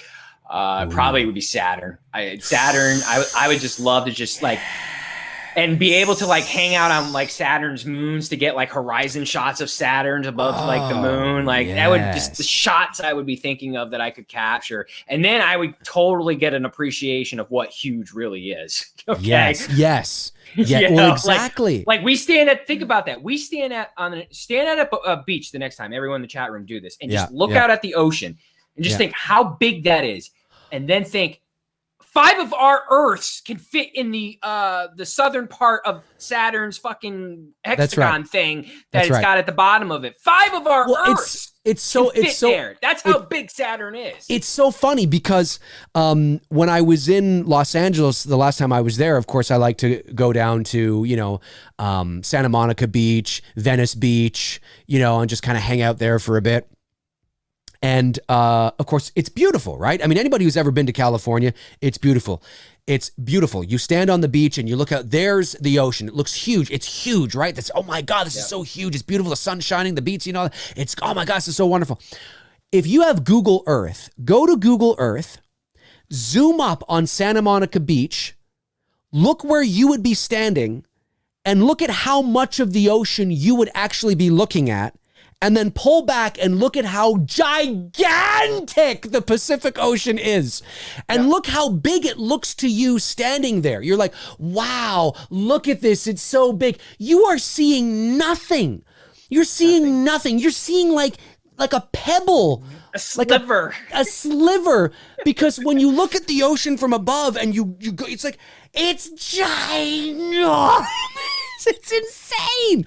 It's insane. And I can only imagine the feeling it must be for the astronauts to be up there looking back at the Earth. Down. And looking down and going, envy them. Yeah. Oh my, it would be probably the most breathtaking, surreal experience anybody I can imagine could ever witness. Is because every single thing that has ever happened, ever that we know in regards to human beings has happened on that blue speck in the middle of fucking nowhere. It's crazy. It's crazy. Next question. Can you imagine if Tony and I were science professors at college? We'd be like, it's just fucking insane. That's how I would be during that's how a lecture. That's how I was with my teacher loved me because I would get that enthused whenever we would get onto space topics and science and stuff. Like I just loved that shit and just loved even after class, just sitting there shooting the shit with my teacher afterwards and just be like, but what if, like, you know, and just, you know, like, the what if scenarios of course, again, remember folks, this is me and Dave in school in the 90s. So a lot of shit that we know now hadn't even been discovered yet. You know what I mean? Like Pluto was still a fucking planet. That's right. Still a planet to me. Pluto is number 9, baby, always. Fucking right. Good old. That's it, man. Xbox nowadays. Fuck you. Justice. Pluto is number 9. Justice for Pluto. Pluto. Hashtag justice for Pluto. Pluto lives matters. That's right. That's right. That's right. All the Plutonians. Robert Kitzmiller sends a super chat. Thanks, buddy. He says, what are you guys' thoughts on the NASA launch and what it could mean for the future of space travel? It's funny you bring that up. I mean, look, you know, what is there to say that really hasn't already been said by people? It's amazing. It's absolutely fantastic. The potential here is going to be insane of what we can do and how far we can go in even a shorter time now. You know what I mean? And just the advancement with it. Yeah, it's so cool. I mean, who knows what'll happen in our lifetime, but definitely it is a step forward beyond the space shuttle. And now there is, although it is a micro, just a fraction of a leap forward in the larger picture of like colonizing Mars or, going to Mars or to Saturn or something. I mean, that's still a ways off, and we might be well into our senior years before that happens. I think by the time we're in our 60s and 70s, we'll hit Mars. I think it's possible. It's possible. I think over the next 20, 30 years, we should, that trip, I think, is going to be very possible. Maybe even sooner, because like we said, technology expands exponentially. So, I mean, the only thing I don't know how they can do, and again, I think of Belt, and I know it's not like that, but it's getting to the outer planets. I don't know how we got the answers to getting past the asteroid belt. And I know it's not a belt in the sense of a belt, but it's still something they have to consider getting through without getting hurt or crashing into an asteroid. 100%. There's that. There's the Van Allen radiation belt. There's and what's so crazy is that people don't understand is that, I mean, to get to something like Saturn is going to take years. I mean, this is what, like, we can't travel at the speed of light yet. And even if we could, then you have to factor in the theory of relativity, and that if you travel, at the speed of light, you might get there and you might have, and back. I mean, maybe it takes you, you've only aged by a year, but everybody else on Earth is aged by 10. I mean, there's that thing you have to factor in as well. I mean, that is a real thing that actually does exist. Einstein's theory of relativity. It's not really a theory. I mean, it has been proven. And that's I talked about this on a McRae Live a couple of months ago about my science fiction film idea, where that plays a big role. I mean, there's so many factors. That's why I love Interstellar, man. I literally watch Interstellar once a month because I love the theory behind Interstellar. In order for us to get from where we need to go to travel around to different universes, you need a wormhole. Will a wormhole ever be, created? Maybe by a higher being. Maybe that's what we evolve to as humans one day. We evolve to this higher being that can create wormholes for us. So maybe one day traveling 1,000 years from now, for people will be like, okay, we're going to hop into this wormhole and go to fucking Pluto for the weekend. I mean, that to think of that now is like, no, but who knows where we're going to evolve to as beings that can create something like you see in Interstellar. Right. Well, I think it's just, it's important to, the speed of light is like 1 light year is essentially how far light can travel in 1 year. Yep. And in order for us to travel at the speed of light, I mean, that is too slow. The speed of light, believe it or not, like when that's where you suspend, your disbelief. Well, we're going to travel at the speed of light. It's fast. But what's funny about that is that if Star Wars was science-based, Han Solo would travel across the galaxy, and by the time he came back, everybody would be dead. You know what I mean? Because he will have, everybody on the Falcon will have only aged maybe, I don't know, however long he's traveling, right? But everybody back on Tatooine or, wherever he needs to be will have been dead. So to actually travel across the galaxy or the universe, light speed is actually too slow. I mean, think of it this way. The closest galaxy to our own is Andromeda, and Andromeda is measured to be about 2.4 million light years away. So what that means, and that's the closest galaxy to us. So what that essentially means is, even if you were traveling at the speed of light, it would take you 2.4 million years to get there. Yep. And that's not even getting into the galaxy and traveling around into the galaxy. I mean, it's too fucking slow. Light speed's too slow. No, there's only one speed that's going to get you to the fucking Andromeda galaxy, and that's fucking ludicrous speed, baby.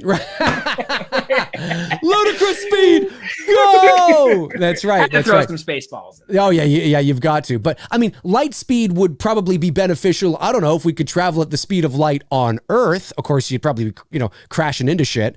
But, I mean, you could understand on Earth, maybe, or maybe to travel from light speed from here to the moon or something like that. But even traveling in light speed from here to the most outer regions of the Milky Way, I mean, that's still going to take you a number of years. You know, I mean, our own Milky Way galaxy is what, like 150,000 light years across, or something ridiculous like that. Give or take. I don't know the number off the top of my head, but you're about right. It's something like that, you know. So it's like, Jesus, like, it's too slow, man. It's too slow. And if light speed is too slow, well, then this rocket-propelled booster rocket shit that we've been dealing with is way too slow. Way too slow. You know? Yeah. So can get us to the International Space Station, but if we want to be, you know, cosmonauts and explorers out into space, we got a long way to go. Long way to go. Yeah. Frank Riker sends a super chat, says, D&T, since we were talking space, do you think people will watch a human Mars landing just as much as the moon landing? No. I think different times. Oh, I mean, we'll watch it like on, I see what you said. We'll watch it like on YouTube, but I don't think it'll have the same global watch as Mars or the moon did. I think we're in a different culture now. Yeah. You know what I mean? Yeah, maybe. I get what you're saying. You know what though? I think people, because it's Mars, I think people will. But you have to remember too, this since where we are. What was it, 68, right? 69. 69 when we landed on the moon.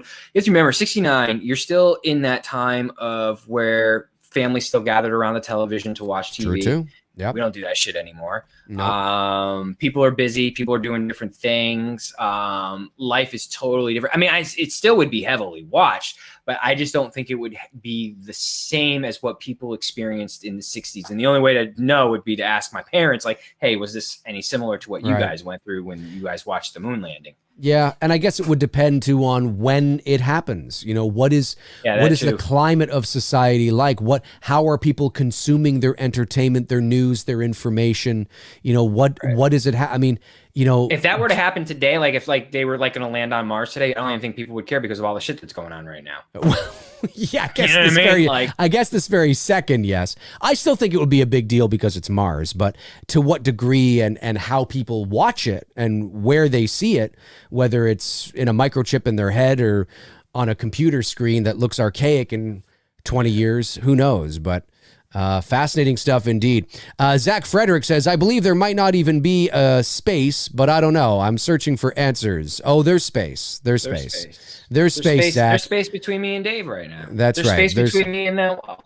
That's right. There's space. And in between that space is another dimension. That's right. That's the trippy shit I love talking about. That there's something here, but I can't feel it. I can feel it, but it's there. It's cool stuff, man. Definitely cool stuff. Absolutely.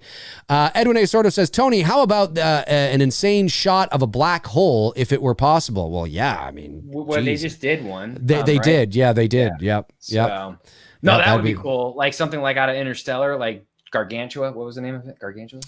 Jesus, I watch this movie every fucking month and I'm drawing a blank on it. I forget. Yeah, it's Gargantua. Is that what it is? Gargantua? Something like that. Yeah, I forget what it is. All right, let's go for a few more minutes here. I know. That's happening to me too. The Bad Case says, Dave and Tony, what are your thoughts on the George Floyd situation with all the riots going on? Well, I mean, I don't want to get into it too much here. Let's just say that it's, Tony and I are in agreement with most everybody that obviously it was an excessive use of force. It was completely unnecessary, what happened to George, and it's a very sad and unfortunate situation. However, having said that, and Tony and I are sort of, we're in agreement here as well, is that, we understand the anger that people are feeling. Unfortunately, when it gets to this level, the story then becomes no longer about George. And what we mean by that is, it's not that the people on the street are not doing this because they're angry over racial injustice or, George, what's his last name there? Floyd, I think his last name is Floyd. I mean, they themselves, when they're wrecking havoc, rioting, looting, throwing. I mean, there are a lot of people out there that aren't, but it's not to say that they're not still thinking about him. But the problem is that, oh, hang on, we're still on here. I think we're still good. Okay. The problem then becomes is that the narrative that the media is covering no longer becomes about George. It becomes about the looting and the riots and their political agenda.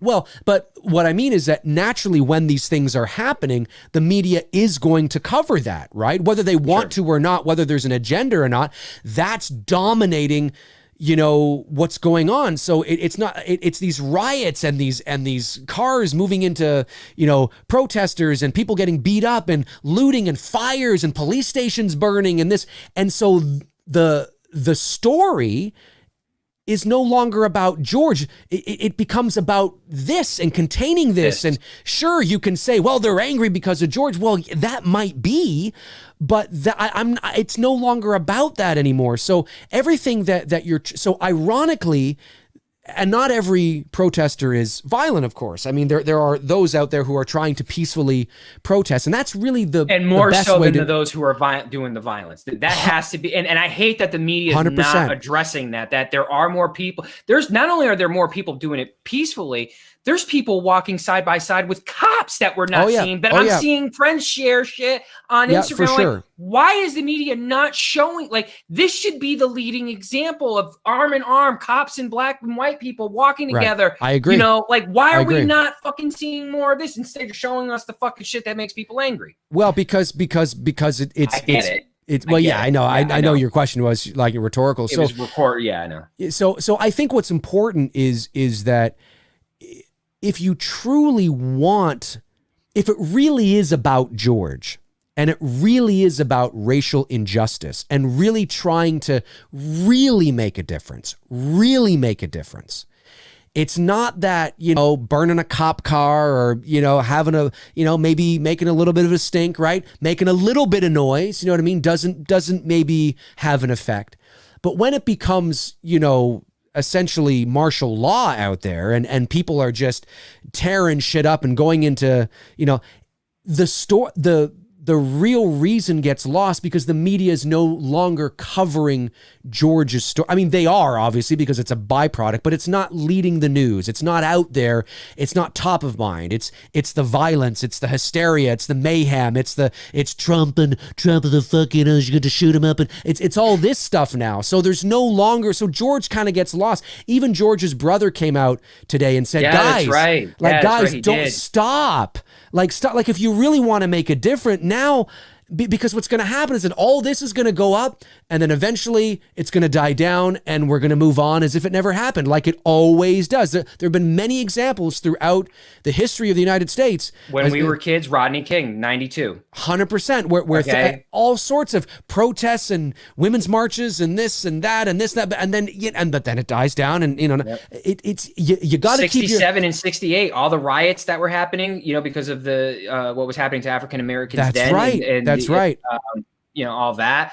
It's just what sucks is when you mention 68 and 67 is that 50 years later we're still doing the same shit. Why are we still doing the same fucking shit? Yeah. That's the frustrating part. Yeah, and is it Jaron the man says it's more than about George Floyd. It's about all the unarmed black people killed. That may be true, but if that's the case, then you've got to peacefully protest because you got to keep your eye on the ball. You have to play the long game. I understand people are angry and they want to go, but the only way that change is going to happen is if the media covers it and it's out there in the culture, right? But if the media is covering the mayhem and the violence, which these people are also causing, then that becomes a byproduct, right? It should be about the volume of people that are out there. If you can get millions of people with police departments marching side by side, hand in hand on the streets, marching and peacefully, but loud, but peacefully, but loud, but peacefully. And they're out there and they're marching and it catches on like fire, not literal fire, but catches on. And then other cities are doing it, like some of the peaceful protests we did see in regards to certain things, with Trump or something like that, right? If you get that, like it's a movement and it's like, holy shit, you know what I mean? Then it keeps that story current. That's the narrative at play. It's not the fires. It's not that, the fucking mayor should have, and the fucking governor should have, and the governor's not, the mayor's not, the governor's not doing it, I'm going to step it doesn't, that doesn't make it in there. That doesn't make it in there because the focus is solely on, look at these people marching for the injustice. right? That's the focus. It's the long game. It's keeping your eye on the ball. Now, it's easier said than done, of course, because of the rage and the anger that is built up over time. Every time that they do march for it, nothing ever gets resolved. I think that's the problem, right. That's I think right. the reason why it doesn't get resolved, and this is what can't happen. I'm all for protesting and I'm all for standing side by side with you to get into the equal justice, but you can't let up on the pedal. At the same time of not letting up on the pedal, don't vandalize. I'm not going to join you if you're going to plan to destroy, you can't ruin. Because when we get this shit finally worked out, I want our country to be clean. I want our neighborhoods to be clean. I want our kids to be able to still feel safe that they can go outside and not have to worry about fucking crazy shit happening. And I agree with you 100%. And the other side of it is that, again, the rage that's being fueled, the reason why you see stores being looted and burned and things like that is because there is a sense that they are sticking it to the man. Look, I'm sticking it to the big corporations. I'm sticking it to the companies that are multi-billion-dollar corporations that pay their employees, $9 an hour, whatever it is. I mean, they feel justified in doing that, but it's still against the law. You still can't do that. And then when you start moving into the neighborhoods that have nothing to do with, like Tony, mine last night, man. They came and vandalized our neighborhood. Yeah, it's like, what is it? You start to take your eye off the ball. This is a chess game. And it's a chess game that once this stuff dies down, once the protesters have gone home, once the businesses have opened, once the media is no longer covering it, that is when you are that is the most important part.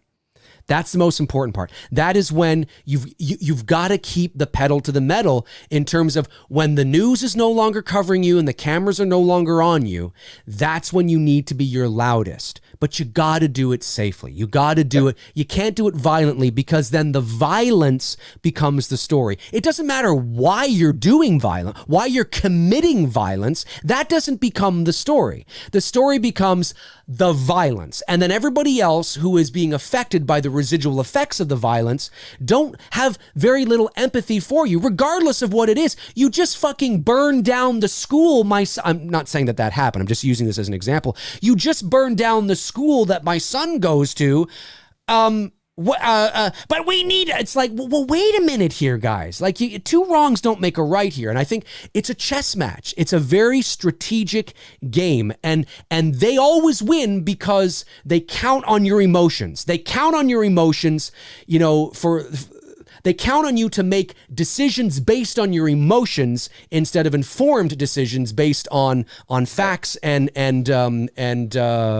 being able to play the long game. It's tough. It's not easy. But if you really want to win, if you really want to make a difference, that's how you have to do it. Because right now, the story is no longer that. The story is just the violence. And honestly, folks, okay, you are, and I am not, I don't vote. I don't do this shit. I don't care about it. But you're naive to believe if you think that Joe Biden is going to give you guys everything that you want and then some. All these people are glorified used car salesmen. They are going to sell you on everything because, like Dave said, all they care about is your vote. That's all they want. And then when they get there, all the broken promises never fucking happens. And then you're back in the fucking same fucking circle of life again. Crazy stuff. If to me, my policy is this: if you want me to vote for you, you need to fucking give me a reason. And then not only give me a reason, you need to fucking back that shit up and fucking do it. Don't just fucking tell me it, because it's too many fucking broken promises. And that's every politician, from Trump, Biden, and it doesn't matter what side. That's it. So that's where we as people got to be like, I'm out. Hold on a second. This shit ain't fucking flying. Y'all need to get this shit fucking right if you want us to fucking vote for you. Yeah. Doesn't matter what side of the fence. I hear you.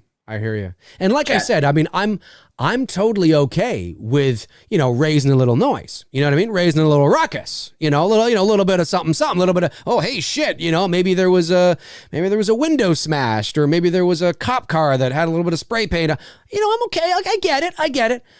But it's like it's like a zombie apocalypse out there. It is like the fact that I'm living right now in my home with literally, I'm not kidding, folks. Like, I have a gun in every room, locked and loaded, ready to go because of what went down in my neighborhood last night to protect us. And I don't want to fucking live like that. Like, that's fucking nuts. Yeah. if this is really about the injustice, which I believe it is, they're counting on you. They're counting on you to go into a rage and then gas out and then go quiet. Yeah. Don't go quiet. They're counting on you. It's like a boxing match. You come out in the first 2 rounds. What do you, if the other person is great at boxing and knows how to play the long game, all they're going to do is wait for you to gas out. That's what Muhammad Ali did with George Foreman. George Foreman waited, just sat there on the ropes, rope and dope, baby.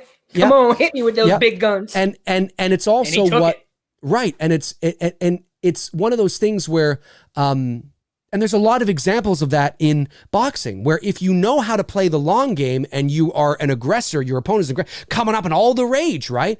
But all we got to do is just wait till about the 3rd or 4th round. He's going to gas out. He's going to gas out. That's how Buster Douglas shocked the world when he beat Tyson. Right. He got Tyson past those early rounds that Tyson used to just dominate and win. And once he got Tyson past that, his punches weren't as, And to be fair, everybody saw the fight. Yeah, and to be fair, Tyson also was taking. He was in a bad place. He was credit goes to Buster, of course. I mean, he beat him fair and square. But Tyson. But the metaphor is right. Like, I mean, Tyson didn't train for it. I think he was doing coke the night before or something. He just was completely out of lunch. Because he's like, I beat everybody, so what the fuck, right? And who's this bum? But the point that Tony's making is absolutely right. You want to be able to play the long game, and because then you want to be able to show that I'm not going anywhere. When the 10th round comes around, you're still there. And you're Rocky, still there. Baby. You're going to the 15th. That's right. You're still there and moving just as much as there. That's how you get them. That's how you get them. But this exertion right out of the gate. Well, they know. Wait a week, wait 2 weeks, and then they're going to get gassed out, and then they'll go quiet. And you can't. It's as frustrating as it is, as hard as it is. You've got to play the long game, because then you're going to piss them off, and then you're really going to show, no, we mean fucking business. We trained for this. You want us to, folks? They don't. We do. Right. Just remember that they don't control us. We control them. And it's time we hey, you're fucking up there, and enough of this shit. Right. So play that long game. Yeah. Play that long game. But I understand the anger. Totally understand it, but. Don't take your eye off the ball. Don't take your eye off the ball. Freshy Thrashy says, Dave and Tony, how you guys doing? How'd you rank George A. Romero's Dead trilogy? I don't know. I mean, Night is pretty much iconic. I'd have to watch the other. I haven't seen the others in a while, and I'd have to watch them again to figure that out. David Lee Barron sends a super chat, says, Dear David, why do you think some people are in complete total belief that the earth is still flat and that man never traveled to the moon? Well, I think there's just people that love conspiracy theories, and I think there are there are some conspiracy theories that I think are very interesting, and that I think that there is evidence for. Obviously, I wasn't there when Kennedy was shot, or whatever the case is. But certainly there are, when you do enough digging, common sense tells you that there's something a little strange here. There's something doesn't seem right. But I think when we talk about the Earth being flat, I mean, there's too much evidence that debunks that it's not flat. I just think people just need something to feel like they're a part of something. I don't know. Exactly. Frank Riker says, the super chat says, D&T, this is the only thing I'm going to say political on this channel, but people disagreed with the war in Germany until they found the camps. Then it became the reason why we fight. I'm not sorry. Entirely true with World War II. I'm confused. Something's not right there, because World War II, we were supporting Britain. We were helping them. We were sending troops here and fighting with them. We just didn't go full on until obviously when Japan attacked us at Pearl Harbor. That's when we went full in. But we were sending boys over there in World War. I think there's part of that question that's not fully completed. Maybe I'm not sure. This is honestly political because it wasn't when we found the camps. That's why we went in there. That's not why. No, and look, I mean, Canada was in the war before the U.S. Yep. But what? Of course, we were fighting under Britain, I think, at the time. I mean, we were a country at the time, but we were Churchill.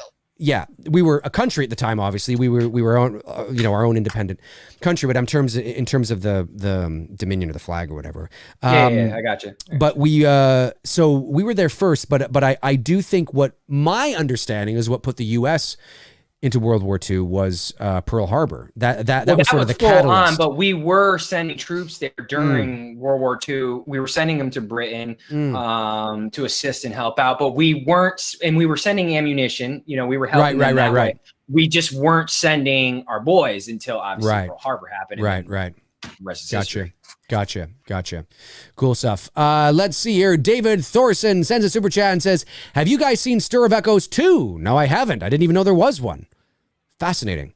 Nick says, Raimi gave us some good Hackman in Quick and the Dead. I love that. That's one of another good Leo and Sharon Stone movie. I totally forgot about that. Another movie where Leo dies in. Jesus, this dude dies in all his Man. Okay, let's take a couple more and then we'll call it a day. Here. Lord Flacco says Trump is the worst thing to happen to America. That is Lord Flacco's opinion, ladies and gentlemen. Don't if you love Trump, don't come down on him now. He's just stating his opinion. I couldn't care less either way, but I do understand. A haunting autumn says it was the lead and lease act. Oh, for World War II. World War II. Okay, yeah. Jake V says we have the right to protest. Rioting or looting doesn't solve anything. It destroys more lives. Donald Trump's admin has not helped matters at all. Political. It's hot and heavy down there. His administration hasn't done anything other than the occasional tweet and made like some vocal statements. What have they done? They've done nothing. No, that's just it. And I mean, it's a whole. Nobody's doing anything. I mean, from any government, they're just kind of sitting back like, okay. Rioting is rioting is the equivalent of throwing haymakers and bombs to somebody who's a better boxer than you. The system, whether you like it or not, has you wrapped around their finger because you require it. You depend on it to live. Look how easily they can disrupt your life. We'll just shut everything down because of COVID-19. Now, I'm not saying there isn't a fake virus that apparently has been cured. No, I'm not saying there isn't a virus. I'm just saying that it's very easy to control people in that sense, right? We're just going to shut everything down in the name of security, and so they control. So you want to be able to be the most effective. The goal is how can we be the most effective, regardless of I know you're angry, I know you're pissed off, but how can we be the most effective? And rioting and looting and burning things down gets you on the news. It makes a statement, but I think there's enough evidence of it over time that it doesn't really solve anything. By the way, because I know someone's going to say something, I don't believe the virus is fake. I'm actually hoping that the virus is fake at this point because because I'm fearing what's coming our way in the next couple of weeks. Because look, if this thing is real, that I truly believe, because there's no way, I can't think every doctor in this country and all the nurses and everybody would be in on this whole fake thing. So we know the virus is real. We know there's no cure. I don't think people are truly prepared for the reality of what's about to come our way in a few weeks because of all these people putting themselves in a situation right now that they shouldn't be putting themselves in. I understand why, but there's going to be some serious consequences from this. I mean, you can't deny the fact people are going to get sick. Yeah. A lot of people are going to fucking die from this. It's just inevitable, because if the other thing happens where nobody gets sick, then there's even a bigger question out there of what the fuck was going on for the last 3 months, not just in our country, but all over the world. Gotcha. Which I don't think is the reality. I think what we're going to see is we're going to see a lot of people get sick, and we're probably going to see a big spike in the deaths in this country. And that's just really, that's the sad thing that I'm not looking forward to seeing. I gotcha. Haunting Autumn says, Dave, as a person that offers in-depth critique of horror movies, do you feel any extra pressure to deliver on It's Me, Billy? I don't feel any pressure at the moment. I think the pressure I feel right now in regards to It's Me, Billy is to raise the production budget. And like I said on my show yesterday, we're under no delusions. We know that we're behind the 8 ball with that, because Black Christmas is not Elm Street. It's not Halloween. It's not Friday the 13th. It's not an IP that a lot of people get really excited about. There are people that love it, of course.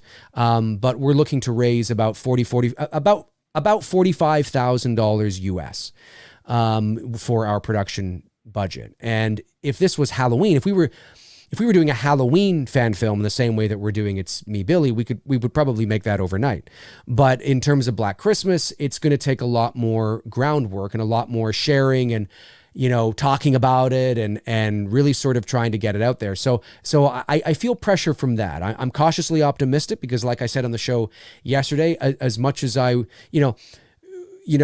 if we were to only raise, say, $10,000, and I say only because, in compared to what we're trying to raise, that is amazing. That's fantastic. That's awesome. It's really good. Yeah. But we won't be able to make the movie because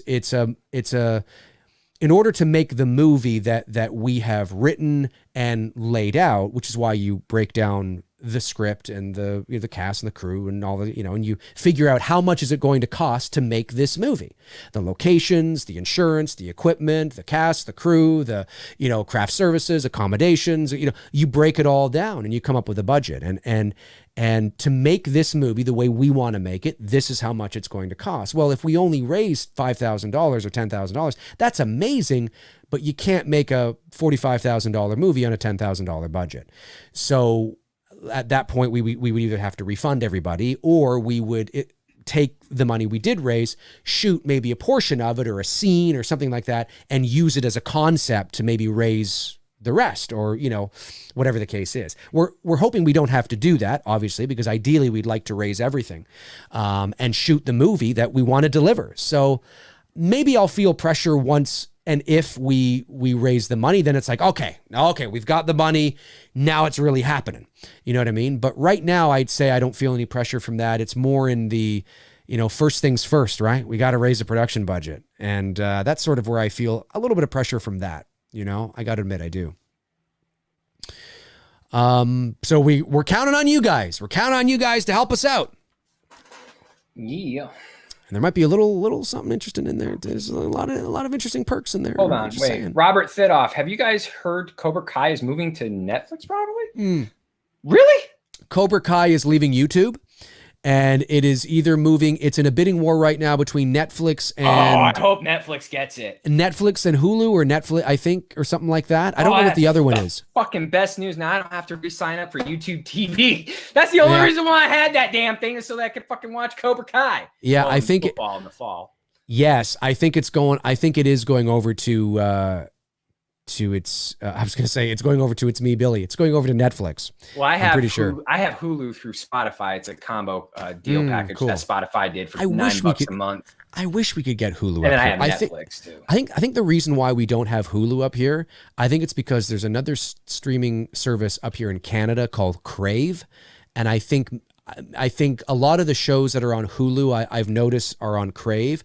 So I think maybe that's why they haven't come into the Canadian market yet, because Crave is, I think that's it, but I'm not entirely sure. Does that mean now the season 3 that they finish is going to go on to either Netflix or Hulu? It's not going to be shown on YouTube? I think that's correct. Yes. Yeah. I think that is correct. And of course, when that'll be, who knows, right? We don't really know. So, super chat from Nick says, D&T, have you guys ever seen the alternate beginning from the work print to H Resurrection? It was a minute home video footage of Myers' family in 63. Michael, the little kid. I've seen that. It's like it's fake Super 8 film, or it might be real. I don't know if it's real Super 8. It could be real Super 8, but it's Super 8 film. Michael's a little kid, and Michael just looks like this like devilish looking thing. And they like zoom in on his eyes. I've seen that. I think I've seen that. Yeah, I think that I on have seen YouTube. that. I think. Yeah, I think so. Yeah, I know the one you're talking about. By the way, we're saving that one for the very last Halloween to watch on this show. There is literally no rush. I will rather watch Rob Zombie's Halloween 2 before watching Resurrection. Okay? That's it. All right, folks, listen, that's going to do it for Tony and I on episode 72. Next week. Sunday.